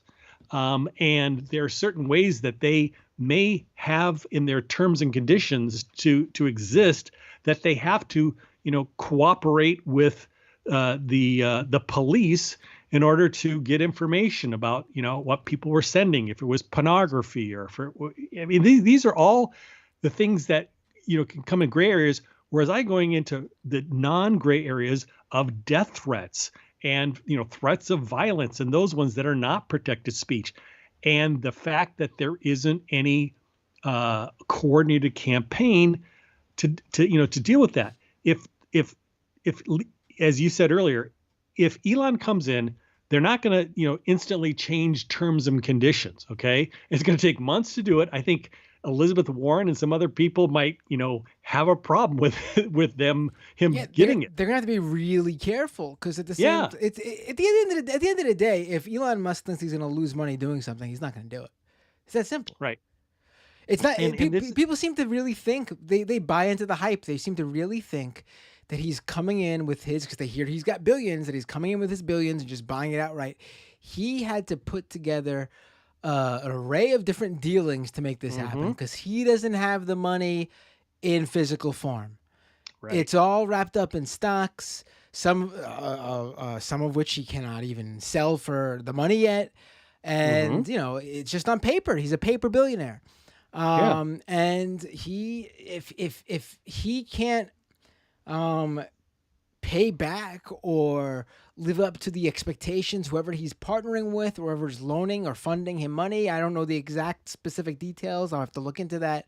But whatever the dealing he's doing is, if he doesn't live up to that, then he's screwed, and he's not going to want to lose out on his own riches over this. Exactly. And when you become, and there was a piece, I think it was on one of the legal podcasts that I was listening to, Strict Scrutiny or Sisters-in-Law, where they talked about how you can't become a chairman because then there's fiduciary responsibilities when they offered him a spot on the board. Like you can't talk down your company. And I also did training for people who gave financial conference calls. All right. And they're very strict rules about what you can and can't say, about guidance. And a public company has tremendous amount of rules that they have to follow or they get nailed. And that's one of the things that, and I said it before, is when I was, starting off with these people, they weren't famous then, but the people that they listened to were the money people. The VCs. They would say, look, you bring this guy in, you bring Spacco in, and he'll teach you how to not put your foot in your mouth. Okay.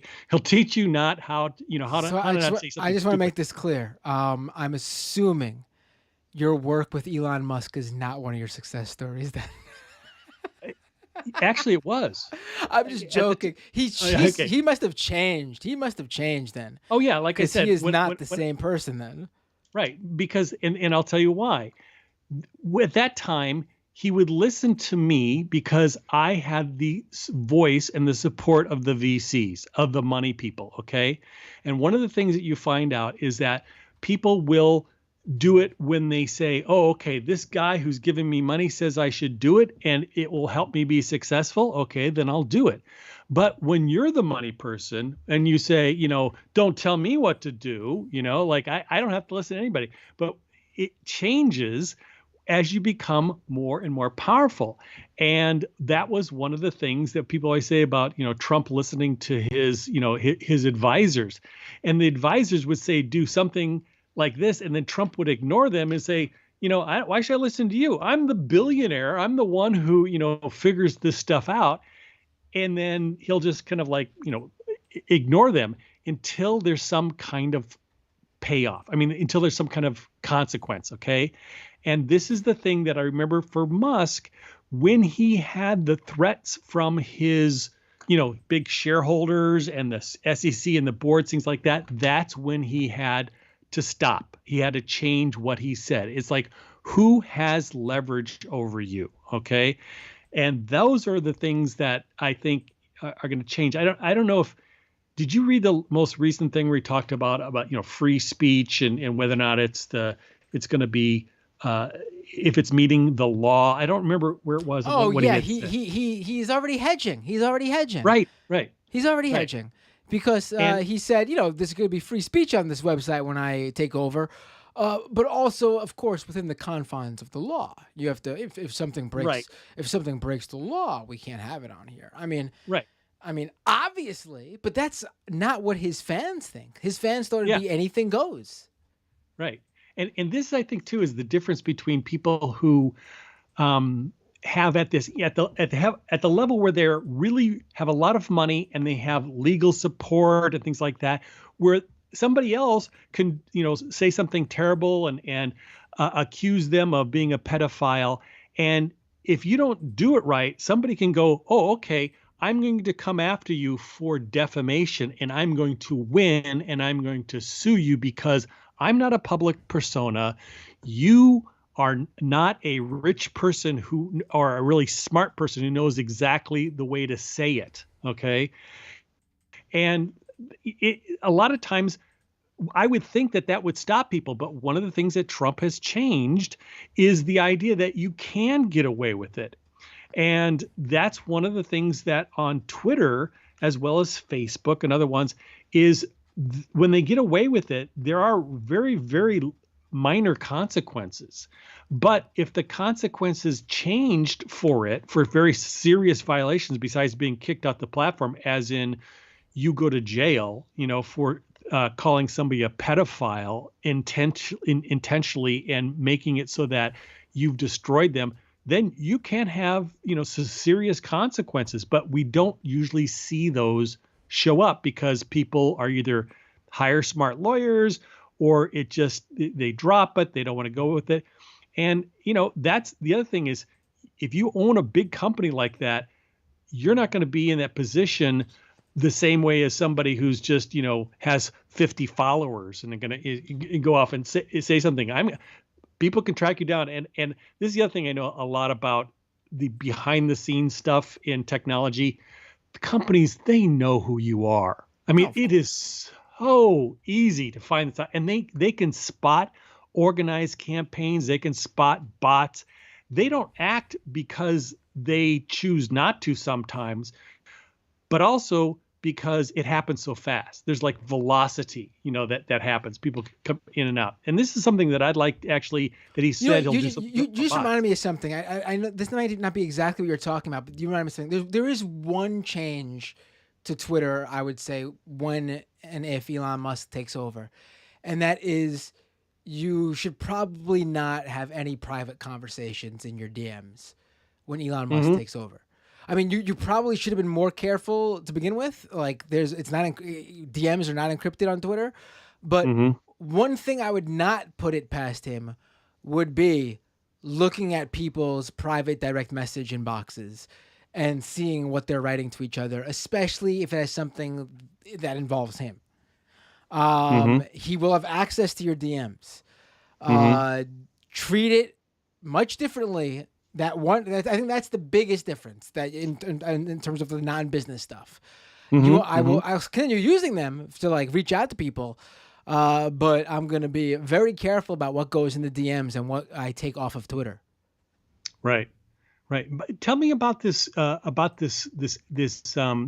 school in terms of what their response was, because this is another part that I'm really interested in is how do people deal when they're getting harassed online like this, and how, what kind of harm that it was done to them. I mean, Right. I can only tell you what they told me, and it was mhm, basically that they had to revert manpower to investigating the claims, finding out what was going on, dealing with the messages, having to look past them to actually see if there were any actual concerns from actual parents or community members, and not just trolls from 1,000 miles away just trying to shit on them.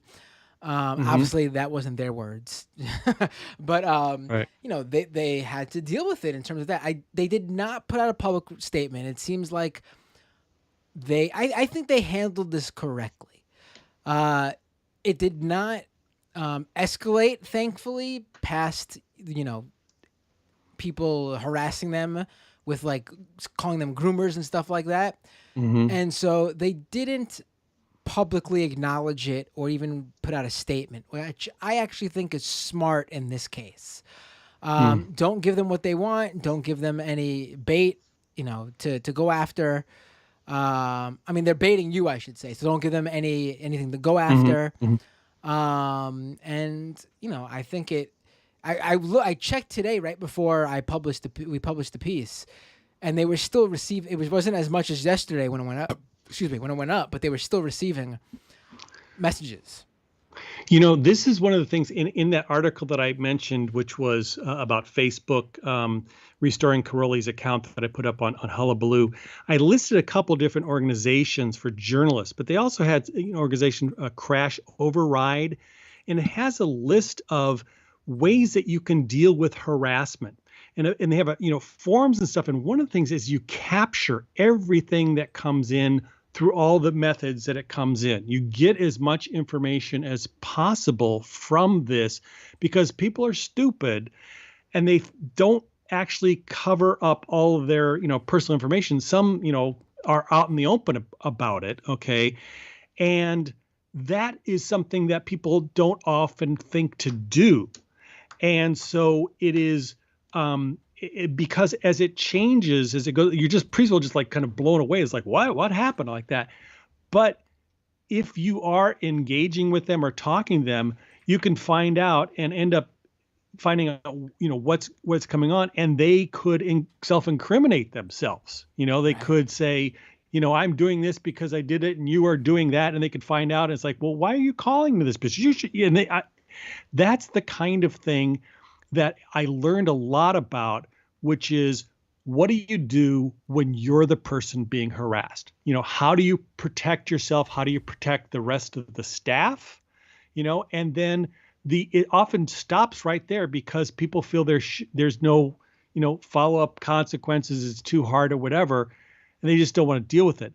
But you could, and this is what we found out from like that great Reuters reporting, that a lot of times the police don't want to deal with it unless it's local. All right. So if it's a national one, which is, these people aren't going to come from, they come from all over. Well, who does that then? Okay. Who's the coordination of people who are going to do this for harassment? All right. Who's going to defend them? Who's going to sue them? And I also found a group of lawyers that this is what they do. They help with reputation management afterwards. They also go about filing cases, and it's free consulting. Like call up when you show to the website, it pops up, "Can I help you? Can I find out something?" And I said, "No, I'm just doing it." So this is the other part. I would like to have this school find out what they can do, legally for one, but also on the social media side. They're not going to do it now, but there should be like an organization that comes and helps them. All right. I mean, they're probably just gonna ignore it simply because Exactly. it's easier for them to do so, and I get that. And taking any action will direct those people towards you again.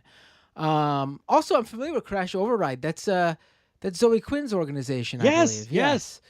I read a Yeah. lot about their work, and I Mhm. also work with some groups that do with domestic violence, asking them how you handle this stuff, where it's a case of it's local and they show up at your house with guns. All right. And again, in some case, a lot of that is you document everything. You find out, who the people are, you videotape them, you make sure that they're there. And one of the things you find is that just because somebody says that they have this is legal or this is, their permit, they aren't always that clean. A lot of them have domestic violence cases open. And once you've identified them and they show up at your house or place of work, then you can start moving to have what's called extreme risk protection orders filed so they can have their weapons removed. So in some states. So, these are the things that there are concrete steps people can take.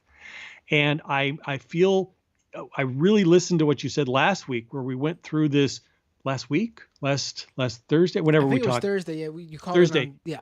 And I brought up all these things. He said, yeah, but it's hard. And it's like, I know what's happened, when they start throwing around the pedophilia.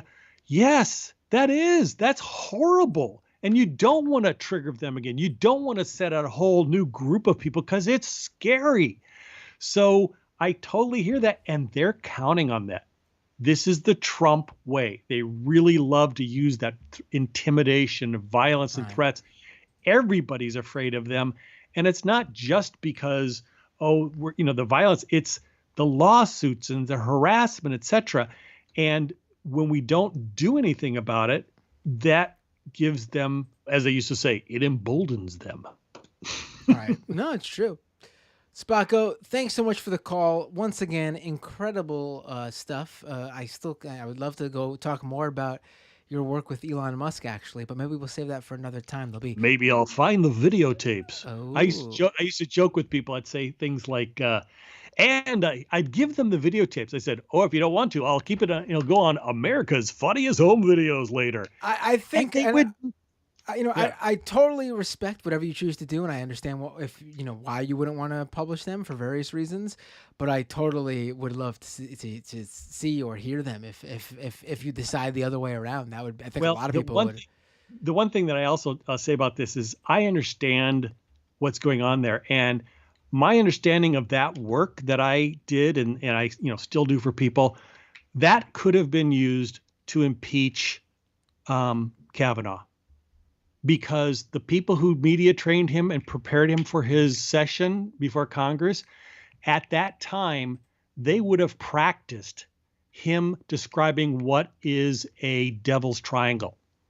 And he would have told them, it's this, sex reference or whatever. And they said, you can't say that. Don't say that. Well, say it's a drinking game. Well, then we got to make up the drinking game.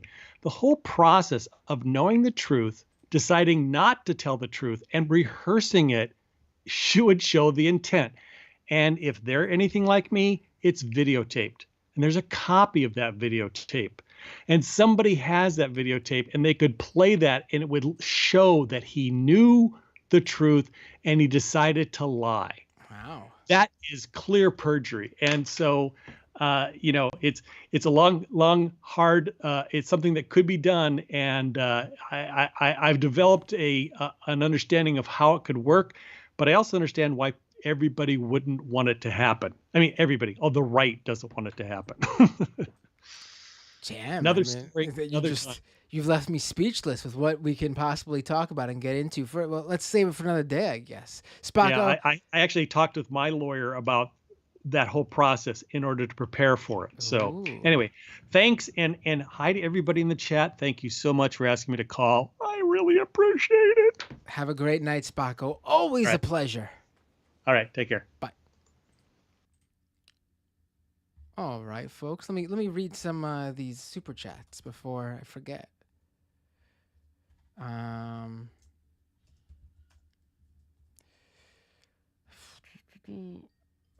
Got a phone call. Got to take the phone call first. This might be the last call, depending on how long it goes. Let's see. Hey, what's your name? Where are you calling from? Hey, Matt. It's Tony from Texas. How are you doing? Hey, Tony. I think it's only appropriate that you call in right after Spacco, and it's like everyone who was necessary to create the scam economy intro has just been on back to back with me. That's awesome. Yeah, I was really good to hear Spacco get to actually be on the phone instead of struggling with connection stuff. So, Yes, that was exciting. yay. Also, I really want to see this or hear this, whatever. I'm not sure if he said it was a video or audio. This Elon Musk thing he has. Ooh, Yeah, I'm looking forward to that. I do want to keep it short. I just wanted to call in with a joke. This one goes out oh, to Zoe. oh, There was an American 123 cat and a French un deux trois cat, and they decided to have a race swimming across a river. Who do you think made it to the other side first? God, I don't know. Obviously, the American 123 cat, because un deux trois cat sank. I have no idea what that means. The French un deux trois cat sank. Un deux trois cat sank is how you count to 5 in French. Oh, okay. 1, 2, 3, yeah. I think you knew. I think you knew I wasn't gonna get that. It was a bad one. No, it was probably good to someone who got it, like Zoe. I'm getting booed in the chat. Well, I appreciate the You're attempt, welcome. Tony, and you should always, always give it a shot. Never let course. never let other people tell you. Oh, I won't. But thanks for taking my call, and you have a great night, Matt. Have a great night. Take care, Tony. Zoe, was that a good joke, Zoe? Zoe, you tell me. I gotta thank Zoe big time for moderating the Taylor Lorenz episode last week. I know it wasn't easy. Zoe said that it was possibly the worst she's had to deal with. Hey, what's your name? Where you calling from? Hey, what's up, Matt? It's Omega. Hey, Omega, how you doing? How are you enjoying that scam economy sticker? Oh, good. Can I be honest though? When I brought it home, it was an exhausting day because then my wife had to take off and I was with the kids and I fell asleep and I don't remember where it was in my house and I'm like, oh damn, I'm gonna have to do the other stuff like everybody else, which is totally fine, no problem there. So I was actually enjoying listening to like some Doomed and Scam Economy episodes that I missed while I was at work. So it wasn't all bad. Okay. So what's up? Hello? Are you there? Sorry, I'm getting. That's all right. What's up? Hello? Hello? Sorry about that. I had to deal with something just now. Oh, that's all right. Hey, Everything all right? no. Yeah, it's all good. Oh no, I was just thinking about this whole like nonsense with Elon and how like I really do think he really is like one of those chads that just believes their own hype in regards to like the fact that they like to acquire these things and act like they're so great. It's like, well, you never really guys like him never really accomplish stuff themselves, and then they just get a hold of these things and they try to steer it in their own kind of way, and then like they honestly just like hijack it and like corrupt it and make it worse. Because like in theory, like when he had Tesla, I was like, oh hey, electric cars, like that should be a great thing, but somehow, some way he corrupts it, and then he turns it into like how Apple is in regards to like when after Steve Jobs passed away, how many of these negative things they implemented that like kind of damaged the rep of it. Yeah. Yeah. I mean, yeah. Anything else? I was also gonna mention how like he's honestly giving me Vince McMahon vibes, where it's like he just kind of bought these things just so he can kind of like mess with it and say like, oh, I can do this, but it really is telling about like how wasteful it honestly is, because it's like how is it that at least like him we're not made to kind of like do something to benefit like the world with their wealth, because like there's some other people that do it that aren't as loaded as him, and yet somehow some way people like him find a way to just fuck around pretty much. Oh, Like, he's never he's really, been like, he's been looking to help. he was once put on the spot where he said that if I forgot some nonprofit organization put together a complete like business plan on how to I spend think it was like the UN or something. to spend $6 billion to eradicate like world hunger and stuff. He would give the $6 billion, and he never did. They even did it. They even put together like a whole like white paper or whatever to try to woo him to giving the like listening to his his request, and he didn't. He just ignored it. Yeah, honestly, it's just like it's almost like you're shocked but you're not shocked, and it's like it really is like him and Jeff Bezos just competing to see who could be the bigger Lex Luthor type, just so super megalomaniacal like rich guy type, and it's like what kind of what kind of timeline we live in, what kind of jacked up timeline we live in. It's like honestly, we're like it's like the world's going to hell in a handbasket because of all these people who just think the world is their playground that way, and it's like in all the worst kind of ways too. Not in the kind of like, hey, build stuff that could really help people. It's like none of that crap. And I mean, to the point where even like people who own these Teslas, I've heard stories about like how somebody broke something, I forgot what, like a mirror or something like that, or like their glove compartment door, and then all of a sudden they were calling the customer service, and they essentially were told like, oh, you might as well buy a new car. It's like, excuse me, what? Just for that? Like, what kind of? It's like, I'm sorry, is this Apple Care? Is this Apple Care? My iPhone is like a few years old. It's like nonsense. Like, how you gonna run Twitter then if like you have like shitty care like that and like a shitty atmosphere for like your employees? Like, it's like it really says a lot sometimes because like it's too much of a where there's smoke there's fire situation in regards to him, to be honest. And let me not even get into how creepy the fact that Grimes kind of comes across as like somebody who's just still be carded and he had kids with her. Man, well, yeah, I don't like any. Don't trust any celebs. Seriously, I mean, I don't know why people do that. I don't know why people think like she's some like she's she's looking out for herself. That's basically what she's doing. I mean, I don't know why people thought like she would like hold him accountable or like keep him in check. Are you kidding? I mean, come on. Yeah.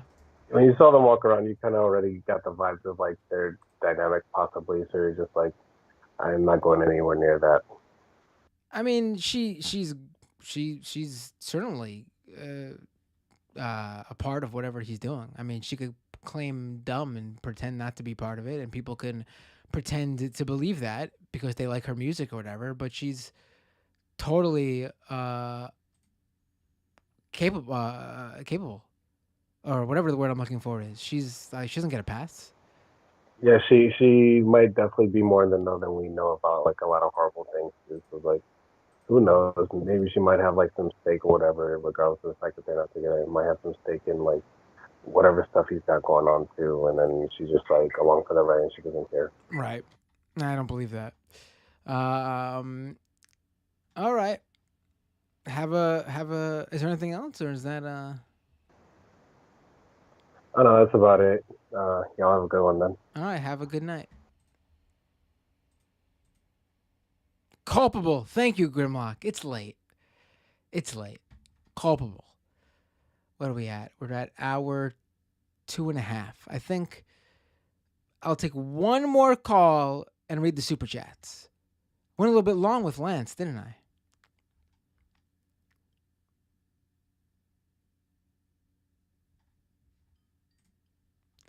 Hey, what's your name? Where are you calling from?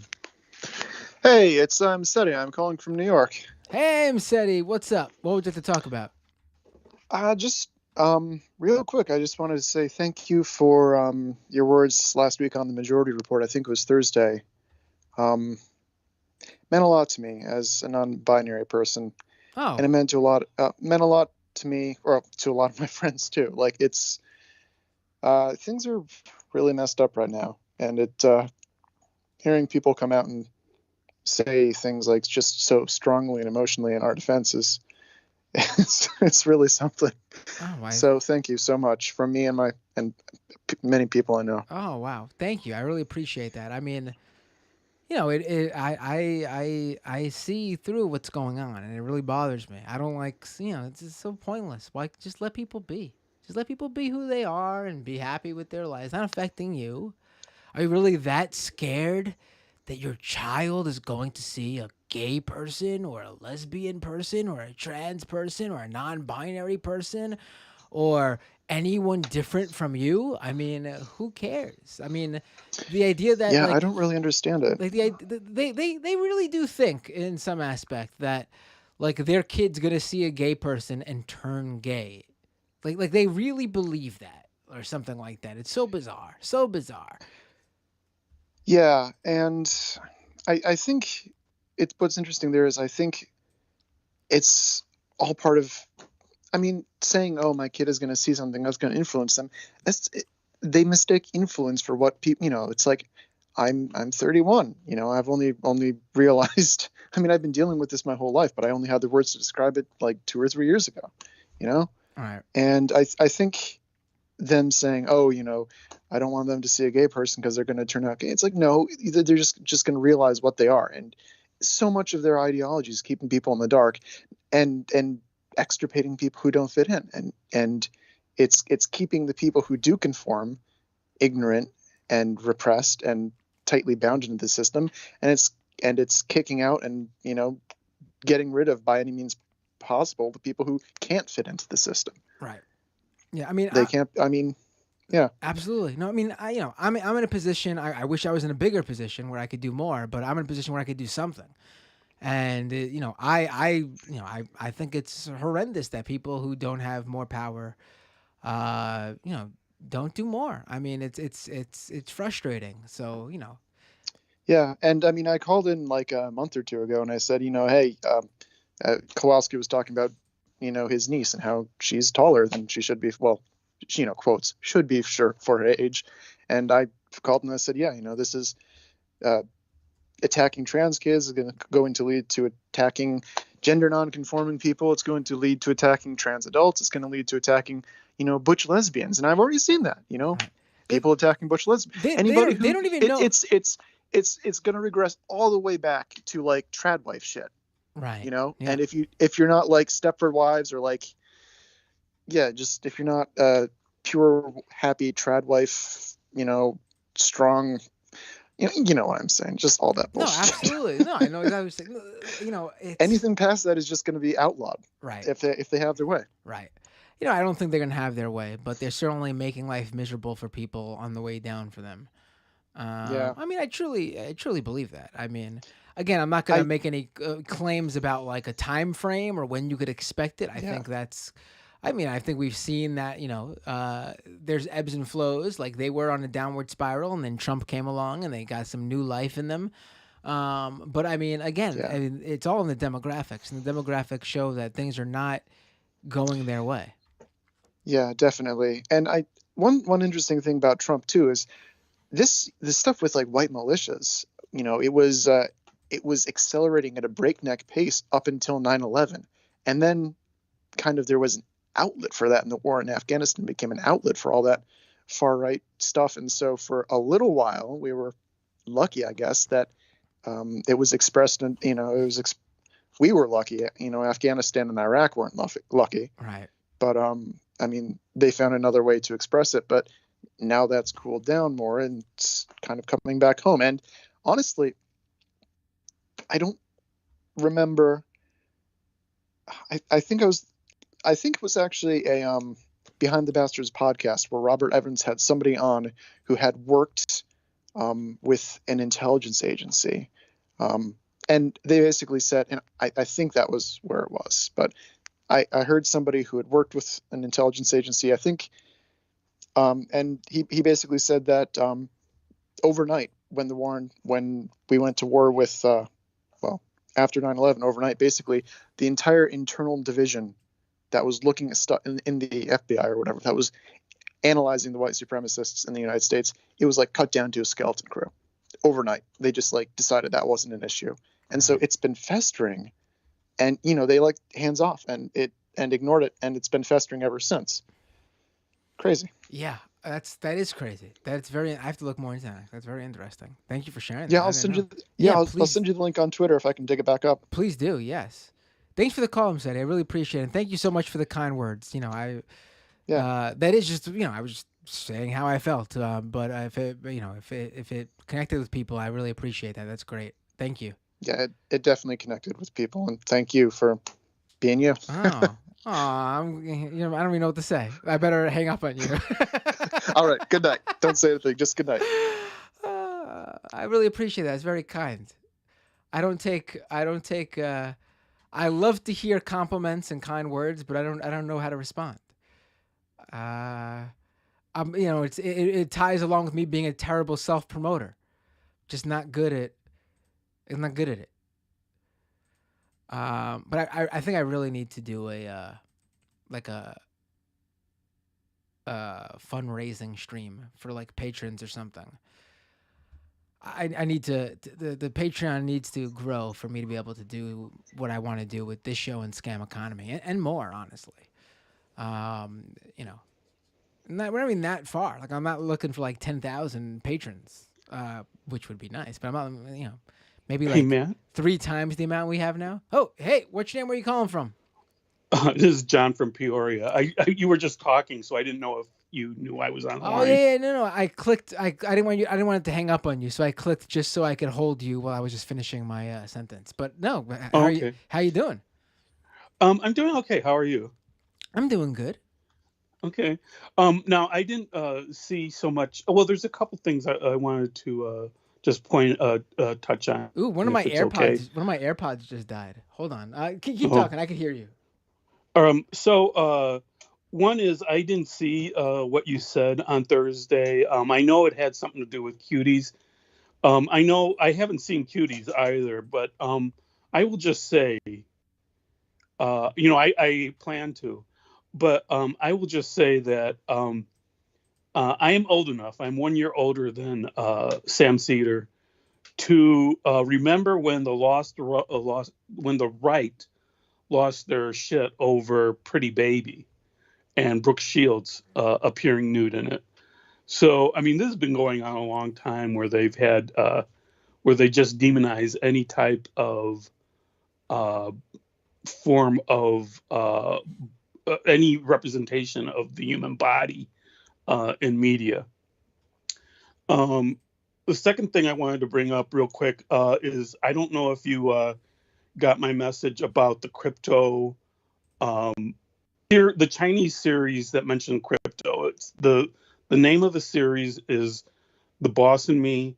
It's available on Netflix. I believe it's like episode 28. And what was the last thing? I think I wanted to just push back a little bit about what Lance and you were saying about Glenn Greenwald. I think my opinion of Glenn Greenwald, I've expressed this before, is I think he's a bad actor. I think he's always been a bad actor. I think it's most people are a little bit of both good and bad. We're all on this in the middle. We're not purely good or evil, quote unquote. But he has a history of defending neo-fascists back all the way to like the 80s and 90s. I remember I was born and raised in Chicago, and I remember him attacking representing Matthew Hale and going at Hale was at one time suspected of killing Judge Lethgow's husband and mother. Now, I used to jog past her house. She didn't live too far from me, and so I kind of have I remember these things where he's been involved, and it's not like I'm definitely in that camp that everyone in the United States should have an attorney. So I don't begrudge him that. I begrudge him making a career out of it, and so that's another thing I just wanted to point out. And this goes back a long way. And in a Hale related case, he was chastised by a federal court for breaking Illinois law by recording some witness secretly. So he's not. I'm sorry. I don't buy that. Somehow he's just turned. He's always been this way. Yeah. Yeah. And the last point I wanted to make, which is going to take a little longer, and I hope you can indulge me, and it maybe should be better on the crypto or on your scam economy. I will say I'm not too familiar. I wanted to add I'm not too familiar with this. I get your point. I would say I agree with it for the most part. But what I don't agree with is just simply I need to look more into that time period for Glenn. I do know he represented him and. Like I say, Hale wasn't the only one. Right. I need to look more into that specific. Right. Yeah. Right. And I know. Yeah. I'm not saying that you should agree. I'm just saying, to my knowledge, what I remember back in the 80s and 90s is he was heavily involved with these people, and not just in court but out of court. So, and the one last thing I was going to point out, and by the way, there's a reporter that has done a lot of research into this from Media Matters. Who is on like Glenn's shit list. The last point I was going to make, which probably should be on the scam economy thing, is in reference to the whole crypto dating app scam, I haven't been scammed by anyone in that way. Now, I will say that scammers will target anyone, not just people with high incomes. Just to push back on what Dave said. Dave, I should have brought it up with him because on that episode, the people who were talking with me who were being targeted were not rich. In fact, right. The first guy I spoke with specifically said when he told them, they had a modest income. The scammer started to berate him, which to me was a crazy turn. I was not expecting that. There is a reason for this, but let me just diverge for a second. My own experience with a scam, which I didn't fall for, was about 4 or 5 years ago. While I was applying for jobs, one day I got this I forgot what platform it was, but I got it, and I'm looking at my computer and reading it, and it was supposedly they said they were a recruiter for a company, and I'm thinking, okay, but then I started wondering because they were like using an AOL domain, and they were mentioning, oh, well, we represent this hospital over in the state, and we saw your resume and we think you'd be a good fit. And I'm like, well, what's the job? And it was like data entry. And I'm like, I don't think I ever put out a resume for data entry. So anyway, it was a scam directed at unemployed people. I don't know how they thought they were going to get any money out of me, but I mean, it was definitely a scam directed at unemployed people. So I mean, there probably is. I mean, I don't know the specifics. Probably they could steal your pretend to be you and steal your unemployment. I don't know, but they certainly know more than us, to be honest. So if they're doing something, you better believe they know something. I really wasn't interested. I was actually, when I was on the messaging with him, I called up the hospital that he claimed to represent, and they were like, "No, we don't have any positions like that." Right. And so I let their security team know that someone was spoofing them. So, but to just continue on. So, as you know, I like to watch Asian dramas, but I also like, just looking at Asian culture. There is a YouTube account, and the name is Serpensa. It's spelled Serpent and Z-A. The Z-A is because he's an ex-South patriot, expat, South African who lived in China. Okay. And he's like one of the first, if not the first, YouTuber to have vlogged from China. And he was very, very pro-China, let's say, or pro-Chinese people. He occasionally would talk about the ills of Chinese society. Every society has a bad parts and good parts. And he would often not talk about the bad parts because he didn't want to get in conflict with China, the Chinese government, that is. Right. And I can understand that. You're living there. You don't want to really push back. But eventually it kind of came to a head where he had talked enough about like there's prostitution in China, which, like the Chinese government will deny, and other ills that the Chinese government will deny. But eventually they accused his wife of being a spy, and that he was a spy. So he left China and emigrated to the United States. I think he now is in like California. And his vlog or whatever, his YouTube channel, now still talks about China, but also is a little more, pushes back a lot more on China. And, but one of the things he mentioned about, there's 2 videos on it.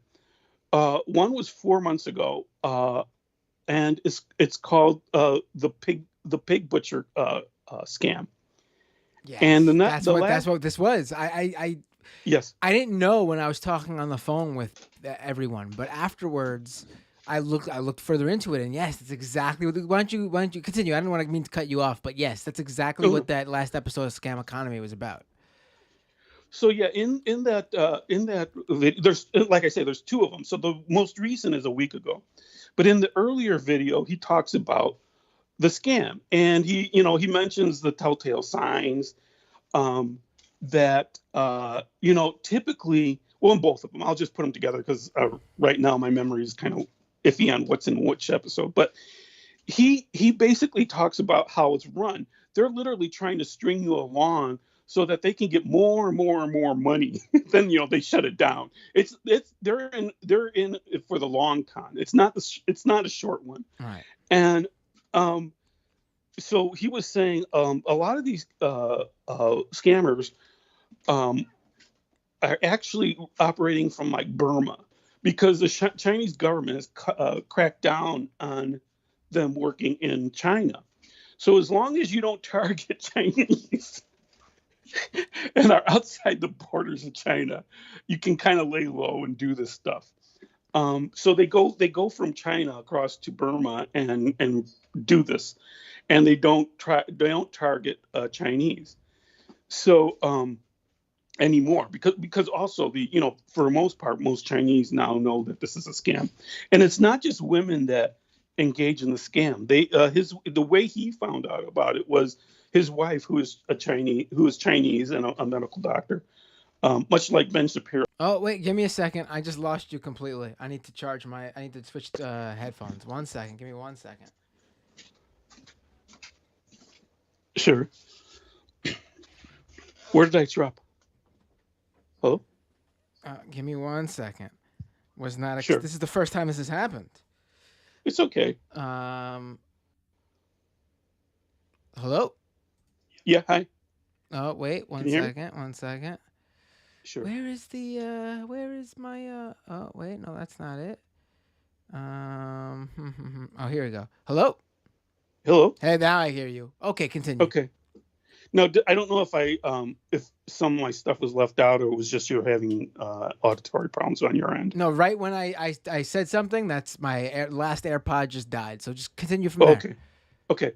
So yeah, it's not just females that are scammers that approach males. It's also males that approach females. His wife, who is a medical doctor, much like Ben Shapiro's wife is a medical doctor. I don't mean that as an insult to Serfs. I just think it's funny that Shapiro's always mentioned his wife, but was approached by one of the male scammers, and that's how he became aware of it.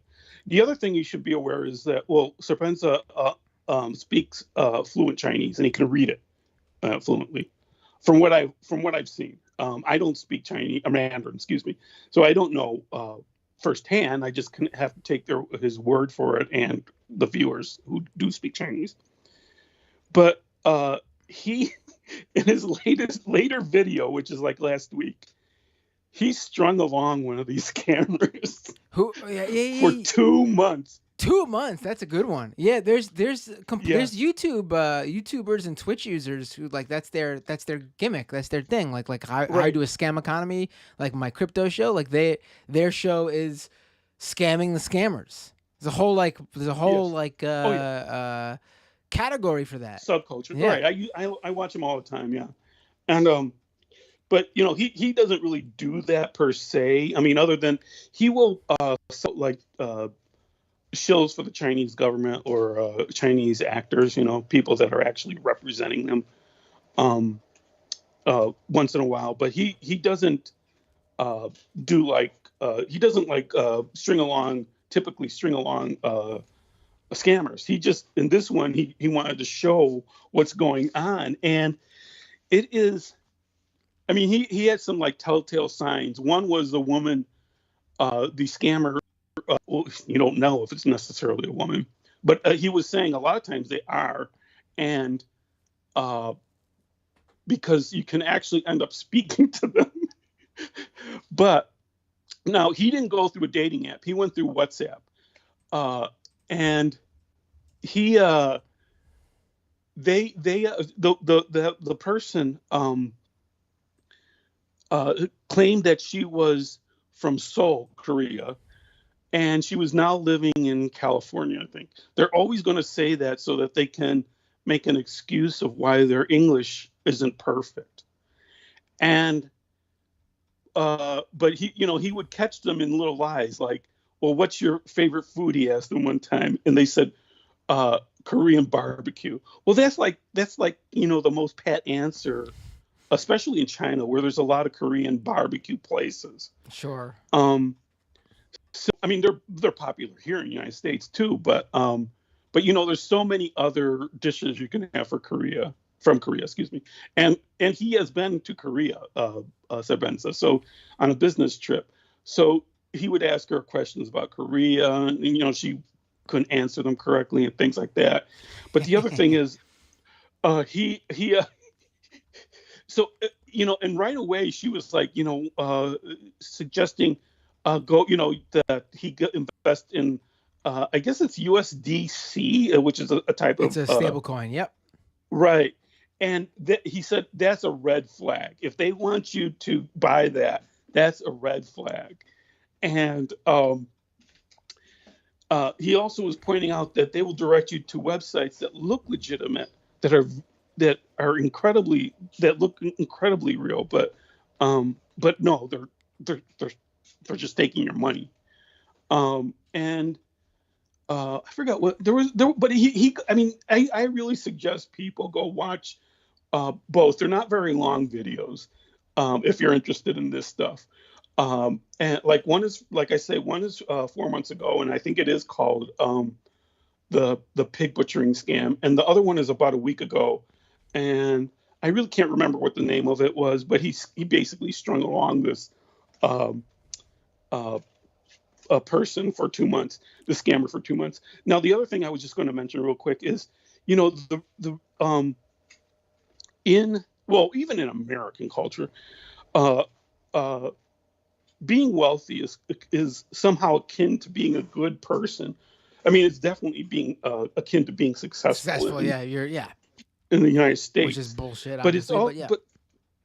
But I mean, there's like a moral equivalency in a certain segment of Asia, and he even points it out in China in modern times. This is a thing, and it's kind of sad. But that's why you get when you reject the scam, when you get the scammer to lose their cool and say how bad you are because you're not investing in crypto, right? Because there's this weird moral equivalency, and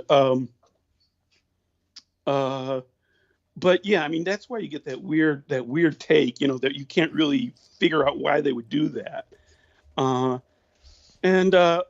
What's funny is at the end of their interaction, he shows her a photo of the document that the Chinese government published, saying they were cracking down on these scammers. He's like, in Chinese, he asked the person, or in Mandarin, he asked the person, does this look familiar?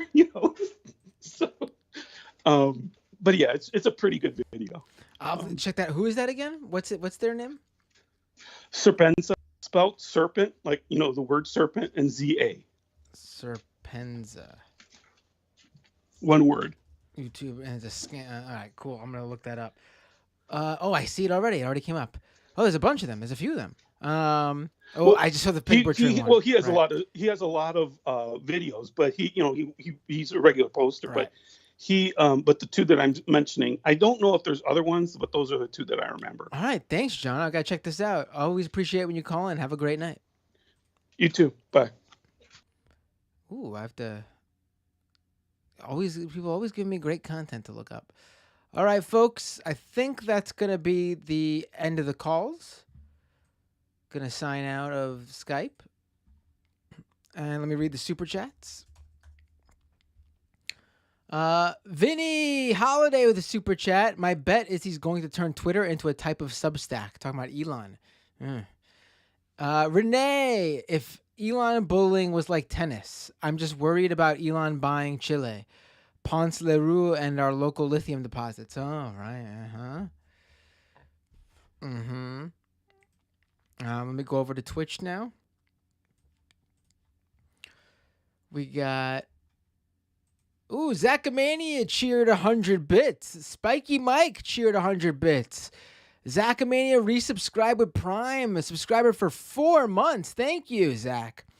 Catnum58 just resubscribed. They've been a subscriber for 2 months. And tier 1, not Prime. Wow, thank you. Andriticus subscribed with Prime. Thank you. Solid Splake subscribed for 3 months at tier 1. Thank you. Kitty's Hooch gifted a 1-month tier 1 sub to Sweetheart's Cat. Thank you, Kitty's Hooch. Nug Wrangler just resubscribed with Prime 6 months in a row. When are we getting new emotes, though? I gotta get someone to make them. But I will do that. That's something I will do, my friend. Kitty's Hooch also subscribed with Prime themselves. Thank you, Kitty's Hooch. Gmart Inc. subscribed with Prime. Barn Cat Blues. Thank you all so much. Really appreciate the support. And whoa ho ho ho. Adored Pariah with a $20 super chat. Whoa. Thank you, Adored Pariah. Keep up the good work. Oh, I really appreciate that. Really do. Oh, and almost missed Kowalski's super sticker. Pear character exaggeratedly stretching his arm forward to offer a cup of coffee. I love how my my streaming app that shows me the comments describes the super stickers instead of showing me them. I think that's very funny. But thank you all so much for the support. It means the world. Really. Can't do this without you guys. If you were thinking about becoming a patron, please do. I would really like to grow out the show. We're sort of stuck. This happens every now and then when we get stuck at a certain number. And that happens when people join just as other people need to cancel. And so there's no growth. It's just the new subscribers replace subscribers who drop out. I'd love to be 3, maybe even 4 times where we are. It would put me in a position where I can not only hire people to get the content that I already create further out there, but I would also hire people to create more content. And when I mean hire, I mean also like bringing on people who like you guys know, like names, like other streamers, journalists, whatever, to do like one-off videos or maybe like a monthly thing. Like it would be something beyond just like someone being a guest. But yeah, that's the dream. But we're not there quite yet. But the support now keeps the show going and basically helps me grow at, can't do exactly what I just said, but it helps me grow by basically putting into other things. I probably will be, trying to figure out how to get the newsletter going again, because I think that's very important. I'm dropping the ball there, especially being that, not everyone watches videos and podcasts. Like, I'm already doing videos, I'm already doing podcasts, getting the newsletter running, and then I've pretty much got all the mediums down. All right, folks. Thank you so much. I had a wonderful time with Land of the Serfs. Wonderful time talking with all of you in the post show. And I will see you all. Well, I'll see you all in Scam Economy. Oh, leave your podcast reviews for Doomed and Scam Economy if you can. Apple Podcasts, Spotify, please leave a review. Oh, who should I raid on Twitch too, by the way? Who am I raiding on Twitch? And once I raid someone on Twitch, I will be seeing you guys on Thursday for Scam Economy. And then I'll be seeing oh wait, no one's told me who I'm raiding. Who should I raid on Twitch? Who's on right now? Someone give me someone good. Someone give me someone good. Frogan, I've raided Frogan. I have no problem doing that again, but I want to spread the love. Riverboat Jack, I haven't done that. Seems like the same. I think I have actually raided Riverboat Jack before. Seems like the same people stream when I stream. But you know what? I haven't done Riverboat Jack in a while. Even if I have. So I'll do that. All right, folks. Julian Field is on. All right, I've done Julian before, but now I got a bunch of people telling me Riverboat Jack. So I'm going to do Riverboat Jack. I'll hit up Julian next time.